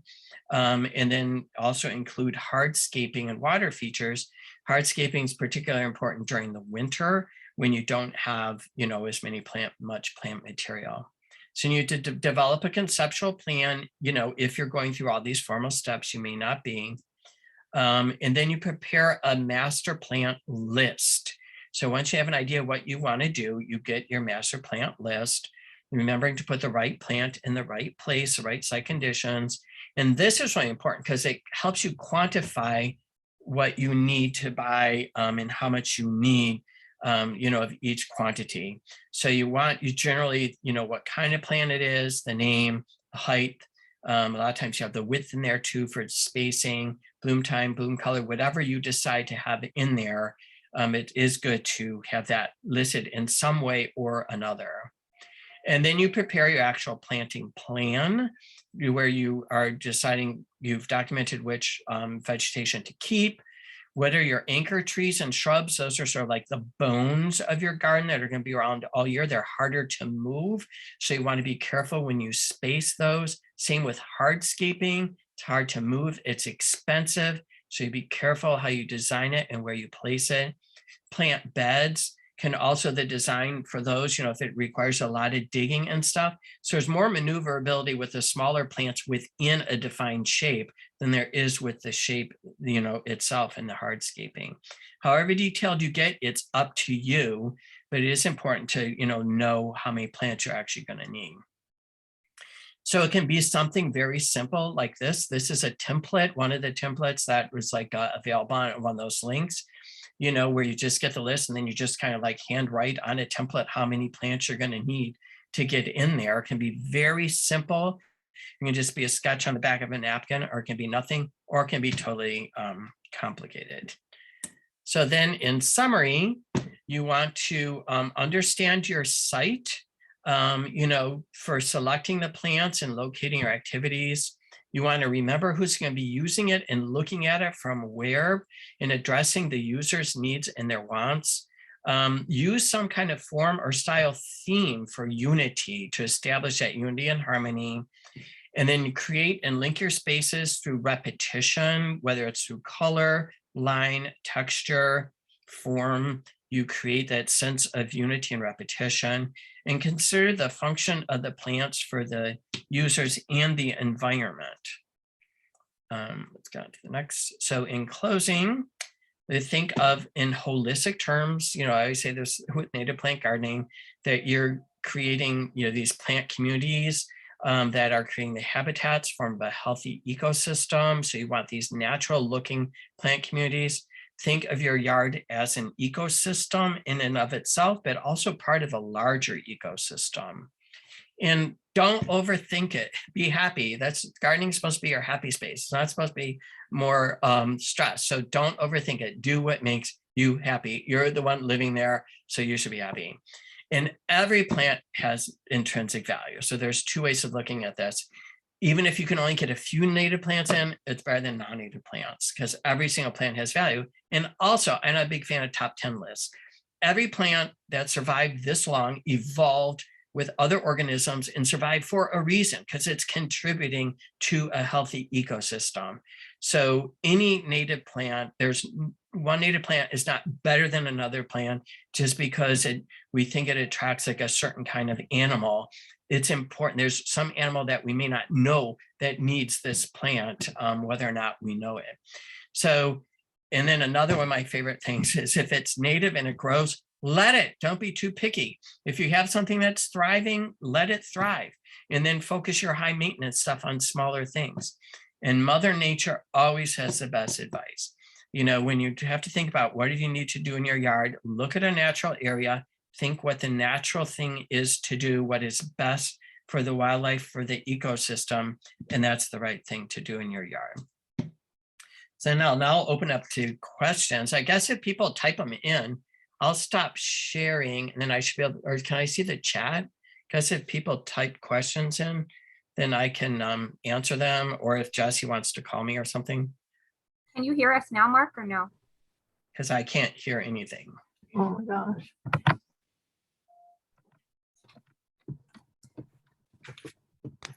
You should be able to read the chat. Oh, okay. Stop sharing. Stop share. Okay. Can you hear us now? Okay. Yeah. Sorry about all those difficulties. So I guess I don't see any questions. Do I do tours of your yard? No. Thanks for asking though. There's it's just like two one thing, it's a lot of poison ivy, a lot of dog poop, a lot of uneven ground, and then also lots of wildlife. Like I have green herons nesting in my woods, so I barely go in my woods. So I actually tried to, like, this time of year, kind of like really limit even my own going out in the more natural areas, because I don't want to disturb the wildlife. So that's another reason I really don't do, like tours, but I do appreciate it. And my yard is probably not as nice as you think, looking as you think it is from this presentation. Okay, thanks. Yeah, I can access the chat so people can type stuff in. Okay. So love your ethic, let it grow. Thank you. Okay. I don't see any other questions. So Jesse, why don't you take over? And since I can't hear, I'm just going to kind of like log off, and then you can just conclude the meeting however you do. That's Okay. All right. Thank you. Oh gosh. I'm gonna share my screen again, guys. He was fabulous. Thank you. Oh, wonderful. I really feel bad that that was such trouble for him. If he'd left and come back one more time, it might have been able to hear us. But with Zoom, you never can tell. You know, sometimes it just doesn't seem to matter. It was definitely worth waiting for. That was fabulous. I look forward to pulling it up on his website because I wasn't able to take all the notes that I wanted to. Gosh, me too. But yeah, it was really great. Really great. I think that is a really important, all of the things that you covered are very important aspects to what we're trying to do, right? Depending on how formal or how not formal, there's still design concepts that he just taught us that we can apply. So very thankful. Our next segment, I'm really excited. We haven't done this necessarily, but rewilding efforts at home. Judy had emailed me and said, hey, I want you to see some of the fun things that are coming up right now, because she just did a big project last fall. So Judy, if you wouldn't mind, I'd love it if you talk to us a little bit about these. I put 2 slides from the photos you shared with me. Yes, so this garden that you're seeing is 8 feet by 120 feet. It's like 50 on one side of the woods and 100 on the other. It goes, it's all woods to the side and to the back of our house. And Michelle Hensey designed this for us. We black plastic to kill all the grass that was there. And it has foam flower. I forget what the little blue things are. How embarrassing is that? I'm terrible with the Latin names. Anyway, there's autumn. Phlox tubericata. Yes, thank you. Does that sound right? Yeah. Yeah, and I should have known that one. That's really embarrassing. There's okay. Yeah, you do. There's eucalypt in there. I think it's autumn mist, something autumn something. Autumn bride. I don't think it's bride, but It's not autumn bride. Okay. It's autumn something. There is paccara, and I'm not sure if that's what the actual yellow flower is there, because we had paccara before and it looked different. So this, whatever these yellow things are, there's something different. And then there are 2 what the heck are they? Bottle brush buckeyes tucked in along the left side. So if you're looking at the long picture, that goes to the left side of our yard, and then beyond that is the back of the yard. So along the left side, there are 2 bottle brush buckeyes in there, and then down in the corner where it turns and heads the other way, we have a Sweet Bay Magnolia. thank you, a Sweet Bay Magnolia. And then on the side that runs along the back of the house there were some native things there anyway, but we put in several clethra. There's a foam flower. And then we put in a bunch of other things, and it's going to look wonderful. So then the other one where you see the rock wall, that's the front of our house. And we put a lot of ferns in there, and Pachysandra, the Polemonium, and everything is just coming up wonderfully. And we are thrilled to death. I can't wait till it's all just full of flowers and full of green, and everything is budding and everything is blooming, and I'm like, yay! Exciting and so rewarding to see those first few buds. Now, for everybody who's on tonight, can you tell them a little bit about what size you installed these plants, when you installed them, and about the spacing of what we're seeing right now? Yes, the Sweet Bay Magnolia was a 7-gallon plant, and I think the bottle brush buckeyes were the 3. They were heavy.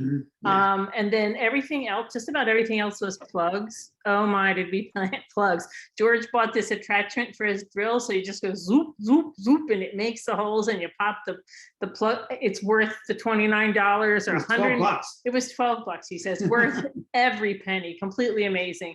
A lot of the ferns were bare roots, so we planted this, this little bunch of, you could cup it in your hand and close your finger, tangled little bit of roots.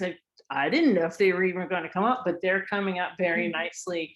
We planted everything last fall, so we did the 120-foot garden and this garden out front all last fall. Michelle came over and helped. She came over and helped us design it. And we got plants from everywhere. We got plants from Edge of the Woods. We got plants from Red Buds. We went to Bemerwalds.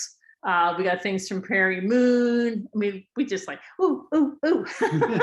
And then while we were, every time we went someplace, we'd also get some additional things that weren't on the list. So in the back, we have swamp milkweed.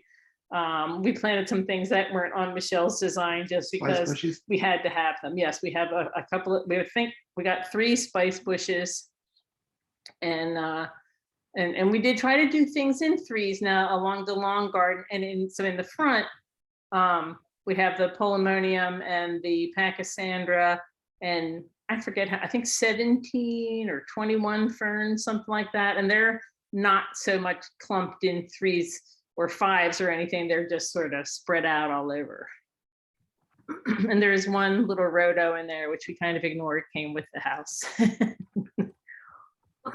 awesome.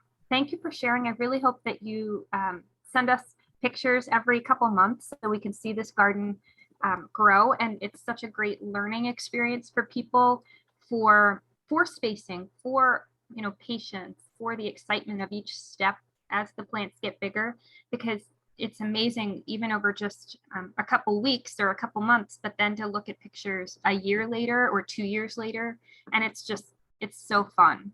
The Pachysandra grow like an inch a day. Yeah. I mean, it rains and the next day they're an inch taller. And every time I look outside, I go, "Ooh, there's another one," or "Ooh, something else is coming up." So they're up in the garden in the front, there are 2 hostas that came with the house. So when we bought the house, there's a Japanese maple on the one side, the side you can't see from here. There's the one rhodo, and then there's 2 hostas, which are the most, pardon my French, piss poor hostas in the world. They only get about 4 inches tall, and that's all they do, and that's so fine. So we left them, but then everything else is just, I mean, we put the right plants in there. Michelle was dead on with what should go in there because everything is just growing phenomenally well. That's really great. And we're going to have a party one of these days. We have a graduation party for our daughter in a few weeks, but then sometime in the summer, we're going to have a party and invite people, and you're all invited. We live in We live in Franconia Township if you want to drive over here. And hopefully there will be more things. And who knows, George might have started the pond by then. I don't know. There's a deadline for you, George. Yeah. Oh, no, I said maybe. Oh, okay. So much, guys. So the next story I want to share is from Jujas. She was very gracious in letting us come over. And in fact, the day that we had scheduled, it rained. So we rescheduled. And I just want to, I won't be able to do it justice. She did a really great job being our tour guide and explaining all of the things that she's been battling with this property. And the pictures don't really do it justice. It's a beautiful wooded property on a very steep slope. And I didn't want to forget anything, so I'm going to read my notes. On Friday, April, hold on, I'm that person now, and I have to do this. I'm sorry. So on Friday, April 15th, we got the great pleasure of touring Juja's property outside of Doylestown in Bucks County.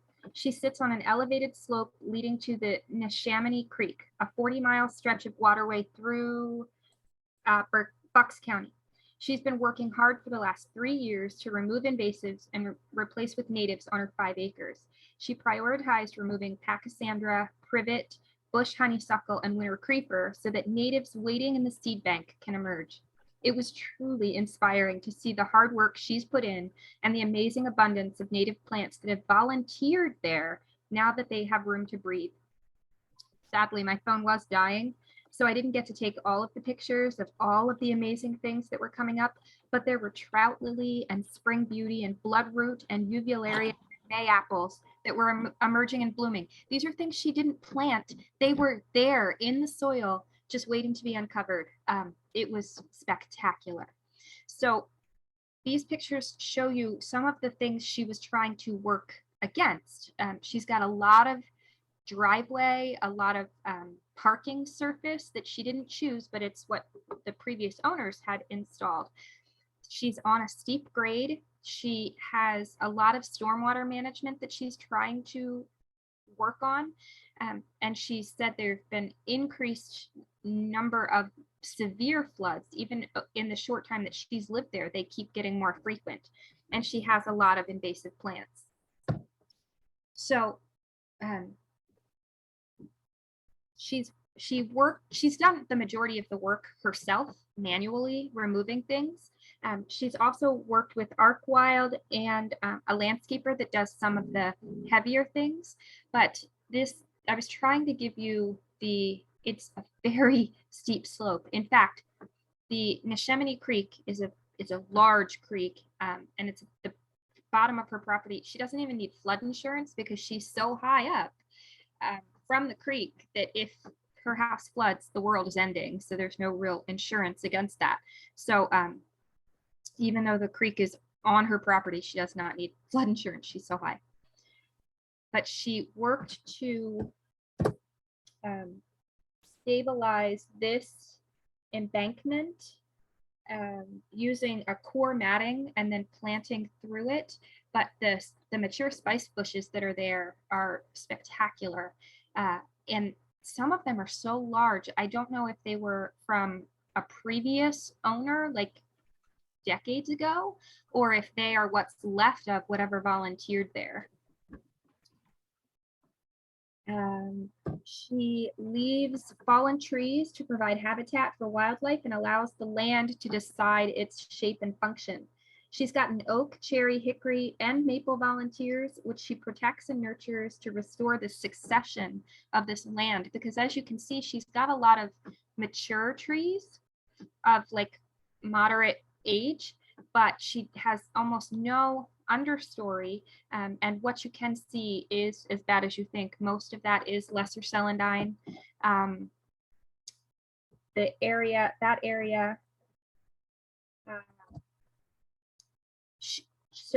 she plants bare roots or sapling trees and shrubs, and she uses different tube colors to tell the year she planted it.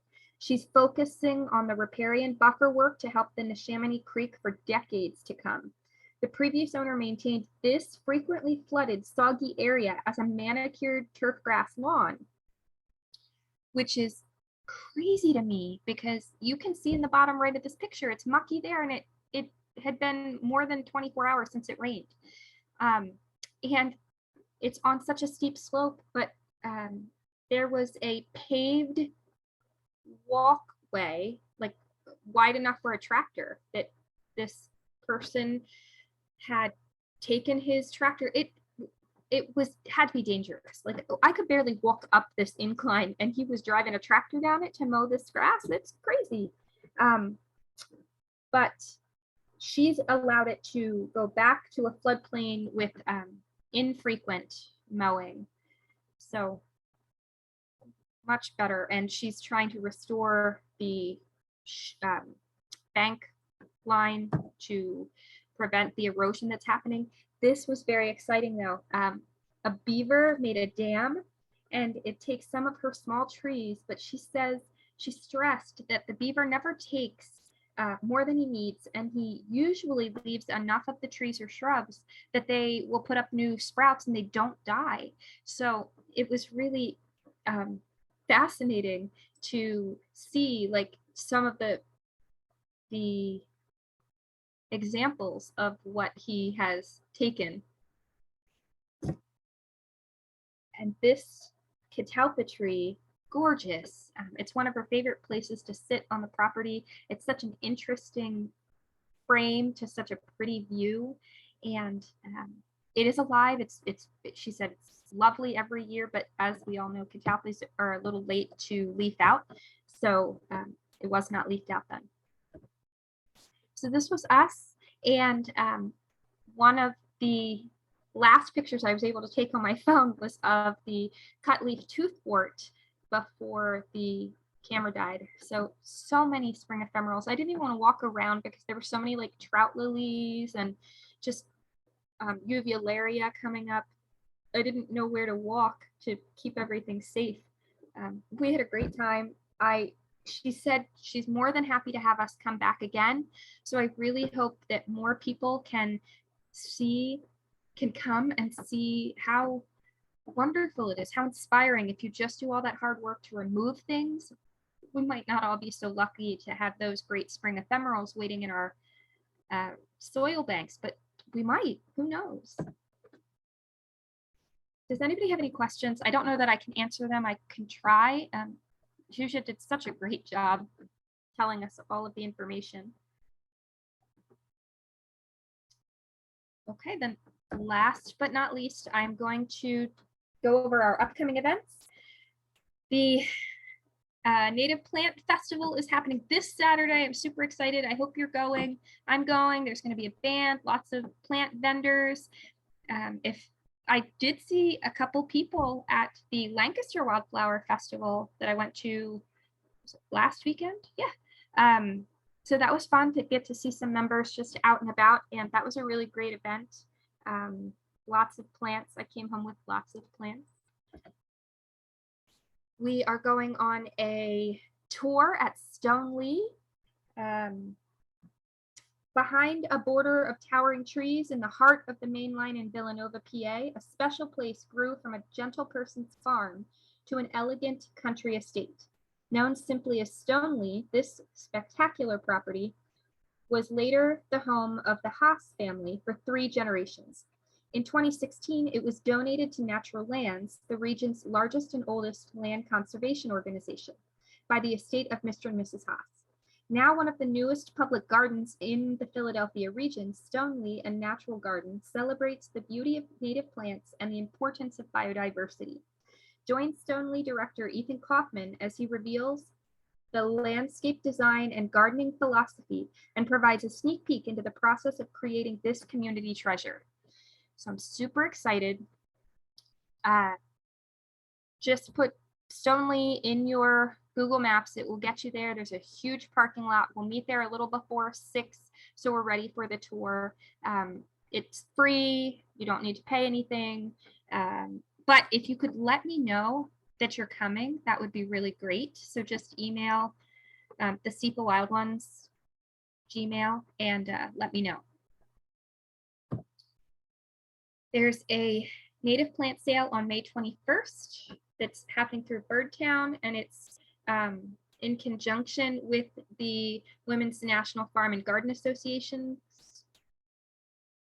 Keystone Ambler branch. So they are working towards their scholarship fund. So if you're in that area, check out that plant sale. Another list of plant sales, we went over these last month, but if you're still looking for plant sales, that'll be really great. And in fact, I did confirm one of the sales that I don't see on here. That'll come up in a minute. Our next few meetings next month, we'll talk about specialist pollinators. In July, we're going to have a presentation by the Bondsville Mill Park staff. In August, Anna is going to talk to us about native plant guilds. And Marc will be back in September for native trees. We are going to have better success with his video and audio for sure. In October, we are still looking for a full speaker. I think that Zach had said that he might be able to do a small piece of that meeting. Jesse, I think Jonathan Rizzo will speak for us in October. Oh, that's perfect. Thank you. I have to remember to write that in here because I know that now that you've said it. In November, Marc again is going to talk to us about native shrubs for 4 seasons. And in December, we'll talk about wild seed collection. I did confirm all of this is just about the same, I think, but I did confirm that Hawk Mountain is having their sale on Saturday, May 14th from 10 to 4 and Sunday, the 15th from 10 to 3. I also emailed them because I've been to their sale. It's amazing, but most of the plants are gone Saturday. So I had never been there on the second day, and I emailed and asked if they have like a second inventory that they keep for Sunday. And she said, no, it's whatever's left from Saturday, if you were deciding to try and make it one day or the other. And then Ethan Kaufman, we had talked about going to Bowman's Hill on Saturday, May 28th, but no one has gotten back to me, and we have a 10-person minimum for that. So unless 10 people email me in the next couple days and say, yeah, they're in, I'm gonna cancel that slot for us. And then if you could also RSVP to me about the Bowers trip on June 4th. She is requesting that we keep it to under 15 vehicles because of their parking limitations. So if we need to carpool or something like that, we need to just talk about that. So RSVP me. If we only have 12 people going, everybody can drive on their own if they'd like, or we can still try and carpool if you want. And then Saturday, July 30th, we're doing a guided tour at Bondsville Mill Park, and we'll have our picnic. As always, we'll end with this list of all of our options, and I'm going to open the chat to see if there's anything I need to look at. Diane's reminding us about the June 18th. Nature garden tour, and it's gardens that are transitioning to natives. And you have to get tickets for that, right? You can get them the day of at one of the locations.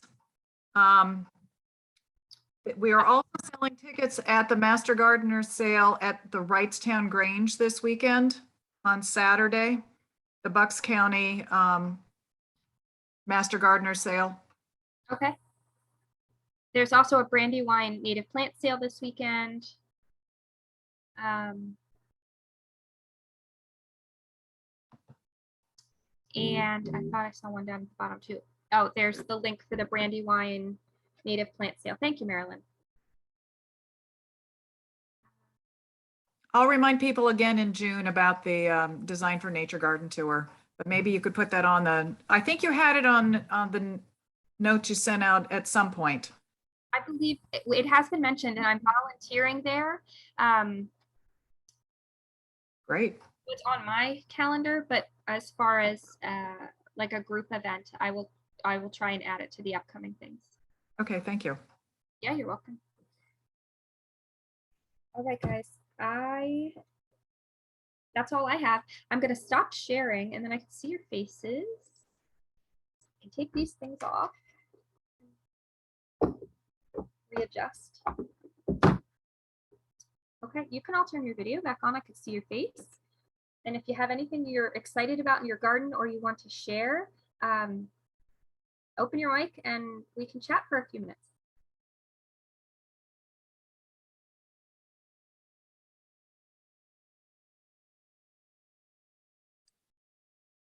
I was looking at my back window tonight during the during our meeting, and the paccara and white violets, and I mean it's just beautiful. It's right now is the best time. It really is. It's magic. It really is. It's amazing. I was really excited when everybody came over to get their plants because I got to be like, oh, come look at this. Look what's happening here. And it's vast. Many plants you have. Gosh. George and I have discovered that we have Clatonia virginica out front, the Virginia Spring Beauty. Last year, we didn't remember seeing any of them, and this year, they're all over the front yard. They're so cute. Oh, that's wonderful. And we were super thrilled to find out that they're native to pretty much the entire country, but to find out that it wasn't anything that we'd have to go, oh my God, we can't possibly pull these all out. And the little potatoey tubers are apparently edible. Yes, I heard. So I doubt we'll do that, but No, that's okay. I want them to grow now. Right. Trying something. So I know this like isn't a long-term solution or even anything on a large scale, but I found two. So I found one lesser celandine plant last year. I thought I got it all. Obviously I didn't. I found two this year in roughly the same area, but I dug them out and then I put in spring beauties right in their spot from the hole that I dug out. So not that they're super competitive or anything, but they still form a tuber like you were just saying. So I thought maybe that's the right plant to try and put in there. So we'll see. We'll all have to share our experiments with the lesser celandine and stuff like that. Yes, you wins. Right. You and I are trying paccara, Marilyn. I just planted the ones, that big box that you gave me, right into a huge patch of lesser celandine. So we'll see next year. See if wins that out. works. Yeah, yeah. Hope it That's does. probably a It would good be solution encouraging. to that, yeah. I would It'd think be very it'd be a encouraging. choice because it keeps that basil rosette. So maybe it will like, prevent the sun and the warmth from reaching those lesser celandine bulblets. And Right. The other thing I'm trying with that darn stuff is just to snip off the leaves, not to dig. I do dig it out sometimes, but snip off the leaves, not mow them because that will fling the little bulblets around. But just like you said, cut off their access to light and air and see if that helps. Mm. very good. Is anybody doing the no mow May thing? Yes. On what? On what? No mow May. We're planning on it. George mowed last week in, just because we had some stuff that was going, like it's 1.5 feet high and had flowers. We took that down, but we're planning on not mowing for May, or he is. I don't cut the grass. There were a couple of non-natives and growing up in the yard because it had been disturbed earth, a year and some change ago. And there was Pennywise in there, I think it's called, little white flowers. And then something else with yellow flowers. I think it was rocks. Rock cress, yeah. That was in there. And then there's always the battle with the garlic mustard. And then, oh my God, I've been doing an inventory of multiflora rose on our property. And there's one plant or maybe multiple plants that take up about 8 feet and about 4 feet high. And that's going to be a bear. I want to tie them in the car and drag them out.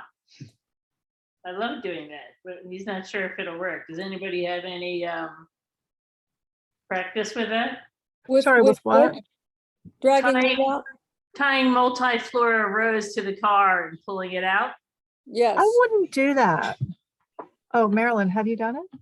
No, our neighbors did it and it was, I mean, we were talking huge shrubs. I mean, really huge. And I don't think you could get rid of them any other way.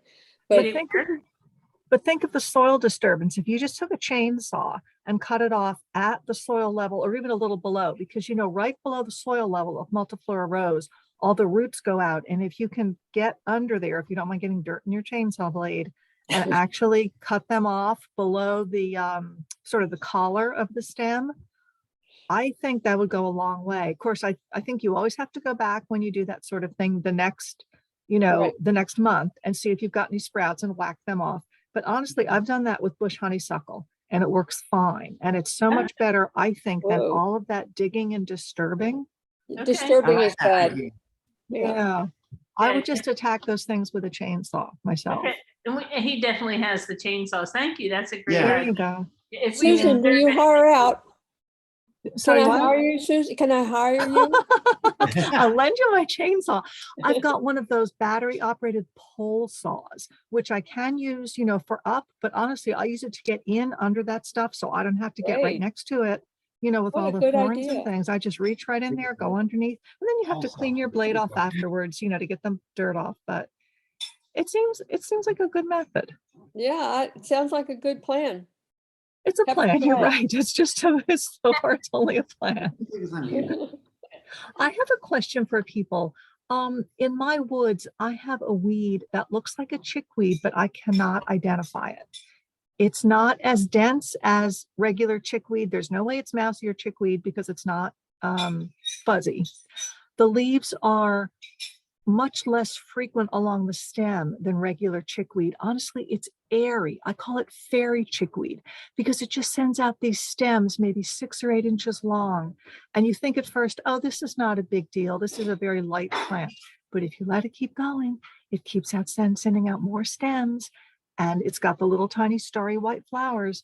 But I cannot find an identification. Does Do anybody you else have a have that? photo? Oh, I could take one on my phone. My phone is such a bad thing. It's not sticky, is it? It doesn't touch you back. No, it's not sticky bed straw. That's horrible stuff. There's something called scarlet pimpernel that's a chickweed look-alike. Scarlet, but it's not red. Hold on. I'll look it up. Yeah, scarlet Susan, pimpernel. did you get my Yes. email about Seek? SEEK. It's the free app from iNaturalist that you can open up your phone camera and scan your plant and it'll tell you what it is. I did. I was wondering if I should do it with that. I just didn't get I around. would do it. I mean, to it it told me what today. your carex was, and carexes are hard. Sedges are very hard. You're right. Yeah, I just wondered if anybody else had seen this critter because it didn't show up until 3 years ago when I started clearing my woods, pulling out all the garlic mustard and the multiflora, and the bush honeysuckle suddenly, along with a lot of wood poppy, which I'm very grateful for, this thing started just laying itself over the leaves, right on top of the leaves it does. And I just wondered, what it was. Does It's it have white. does it It's have a a white milky flower? fat? Tiny white star-shaped flowers that look just like the chickweed that I'm staring at on the screen, but the leaf and the form of the plant is not common chickweed. There is a native chickweed, and I wonder if you could be No. fortunate enough to have that. And the only way I know that is because Toad Shade Nursery sells seeds. So that would be where I would point you to look for. Yeah, I looked at it's Stellaria or something, Stellaria media. That's right. I looked at that. They look very much like regular chickweed, the Stellaria. This is just so airy. It's so different in form from your standard chickweeds. Maybe you have a very rare plant that we need to. Oh, I'd be glad to preserve. share it because I just have the feeling that it's taking up space, that natives should Yeah. take up, but I'd just like to know what it is. Right. That's Right. frustrating when you can't get a good ID. Yeah. Okay, I'll give it a shot. Thanks. How about Parataria officinalis? Oh, really? Think about that. George is Mm. casting a spell. Paritera officinalis. Not the Chip. same. Oh, that's that horrible stuff that comes up in the raspberry bed. No, that's not it. It has a leaf that looks just like chickweed, but just not as many along the stem. Yeah, that's exactly what I'm looking at. No, Paritaria has really sharp leaves, Yes, sharp long very leaves. sharp leaves. No, It chickweed almost has- looks like a Rudbeckia leaf to me. You know, early Rudbeckia. This chickweed has very round leaves and Yeah. they're very small. They're the size of smaller than a little fingernail. No, that stuff is growing in, it's growing up in all over the place, as a matter of fact, right now. Yeah. I identified it in one fairly large plant, not awful large, but you know, maybe 1.5 feet tall. And then there's another plant I saw earlier today. It's about maybe 8 inches tall. And there's probably a couple others on the property, but yeah, just keep cutting it back. Yeah, no, that's not it. No, that's the problem I have. That's I identified. Oh, I see. You have that right. Yeah. Gotcha. Yeah, we've all got something, don't we? Yeah. A Well, lot. you know, the forest that we live in, you know, the woods that we live in was probably pretty much neglected for years and years and years, and whatever came in grew. So we're trying to reverse that. That's really nice that you have all that spring beauty, though. In all the years I've lived here, the only native I've had come back is mayapple. Oh, that's nice though. Yeah. Mayapple is good. I'm very appreciative of it. I'm moving it around into new places, but yeah, Virginia spring beauty, those are lovely. Yeah, that really shocked me that they were native. There was so much of it. It was like, oh, this is fantastic. That's neat. That means you might have other natives like, well, trout lily likes it wetter, but Virginia bluebells, have they showed up? I have Mertensia? not seen them yet. I would love that. I tried growing them at our last house and was very unsuccessful. So they're tricky. They are really touchy little things. But if you get them in the right spot and give them 5 years, they do come around and thrive and start to spread. But boy, they take a long time to establish. Yeah, I think. I had a few plants and it was just either too wet or too sunny or, oh yeah, it was impossible. But if you have a place where spring beauty is happy, my sense is that Virginia bluebell might like the same, Oh, the same wow, habitat. that would be great because I could put that, you know, intersperse that in the the quote unquote front yard we have, which is not much of a yard and has a lot of mosses and things like that growing in it. But yeah. Moss. I think Virginia bluebell like high shade. They like woods. They're The kind of- edges. the little Virginia doodads are definitely, it's all woods. Yep. We have a semicircle driveway and Mhm. they're growing in there. Yeah, I think that's what the Mertensia would like too. That might be something to think about. Yeah, give it a try. Yeah. There's so many good wildflowers out there. I wish I could have them all. I've been making a list of plants that I want to plant in the bit of woods that we have that we can see from the kitchen window, and I want to get some color in there for the winter, so that it's just not, you know, brown out there. So Oh, winterberry. What's that? Winterberry, Ilex vert and Okay, yeah. and witch hazel, because witch hazel will start blooming in January, Oh, yeah. which I like think is so cool. Yeah. And I was, Yeah, anybody- I was thinking for some, you know, really low growing things, some things like some sedges like and some things like that, and maybe some red twig and some yellow twig dogwood in there. If you have deer, watch out for the red twig and the yellow twig. Yeah, I can protect them. I have a Oh. couple of I can protect them. Cornus Florida that I planted last year as bare roots in that patch of woods, and I think at least one of them survived. Oh, And good. Okay. so I'm looking forward to that. Right now they're only about 1.5 feet tall, but you know, time. Yeah, for winter, yeah, that's interesting because you'd like something that with berries that would stay a while, which the Ilex verticillata do. Yeah, I like that idea, yeah. Are you Or, talking ground cover or something higher? actually, some ground cover would be great. That's why I'm thinking like, the Carex Pennsylvanica. Damn, I'm still not pronouncing it right. Try Waldstinia fragaroides. Fragaroides. Can't even spell that. Waldstinia is Waldsteinia, and fragaroides is like strawberry. Okay, and what is that the wild? It's a low growing, a kind of a maple leafy looking plant that stays evergreen, and it spreads, and it has little yellow flowers that have just finished on my property. Okay, But it'll be green all year, and the deer don't seem to be interested in it. And it's a wonderful plant.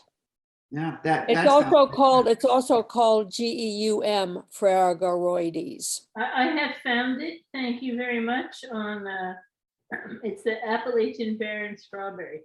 Oh, okay. Cool. I'll bookmark that page. Yeah, this this patch of woods it's an oak and hickory forest. I mean, it's really marvelous. Some fairly mature trees, and then some trees in there's saplings, and then there's the ones that are in the 6 to 8 inch diameter, so they're kind of adolescent trees. So it's really a very nice piece of woodland. That's great. Just You trying know to what you pull it could up. do?